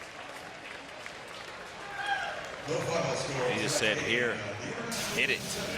Straight down the chute, I challenge you. And the victory for the Pacific Coast League, 12-7 over the International League. We saw the bats shining early on in this game, Cliff. Yeah, we did, man. I'm talking about guys were just straight up, taking big hacks, being aggressive, and when you see 29 hits, I obviously love that, being a hitter myself. It's a good night. Let's go down to Alexa Dat, who is going to introduce the International League MVP. Alexa? Yeah, absolutely, Scott. I am here with Kiam Wong, the International League MVP. Kiam, first of all, you go 3 for 4, 2 doubles, and a couple RBI. Nice to see. What does this mean to you to win MVP? It means a lot. This is what you play for in the All-Star game, and for me to get it, I'm honored and blessed at the same time. So we're going to do a trophy presentation in a minute here where you're going to be handed your award. But before that, I just want to ask you, is there anyone that you'd like to maybe dedicate this award to? Because I know you have a lot of people in your life who mean a lot of things to you. Yes, I'd like to dedicate to my mom. She passed away 5 years ago from cancer. Before she passed away, I told her that I'll play for her, and You know, my ultimate goal is to get to the major leagues, but, you know, this is one stepping stone. So, you know, I'm happy for it, but, you know, I just want to let her know that I love her and I'm playing for her. And I'm sure she's with you every day. You mentioned getting to the big leagues second half of the season. That's going to be a big goal for you. What do you need to work on in order to achieve that goal? You know, I just feel like I just got to go out there and play. You know, I'll learn the more I play, and, you know, when my time has come, I'll go up there and I'll give it the best I can. Overall, this experience, can you put it into words? How do you describe it? Amazing, you know, just the fan support that Columbus gives. You know, it was awesome playing here, and, you know, I had fun. And would you like to be back at some point, or your eyes are set on the majors? You know, majors probably, but, you know, if I'm here for the championship, you know, why not win another one? All right, sounds good. Kian, thank you so much. Really appreciate it. Congratulations on your MVP. Thank you. Scott. Thanks, Alexa. And we'll hear from the MVP on the other side in just a moment. And Keen Wong is involved in our highlights here, our game summary, which starts with the monstrous 6-run second inning. Began with this Fuentes home run to right center field, looking like his cousin Nolan Arenado. Also, Schwindel contributing the double.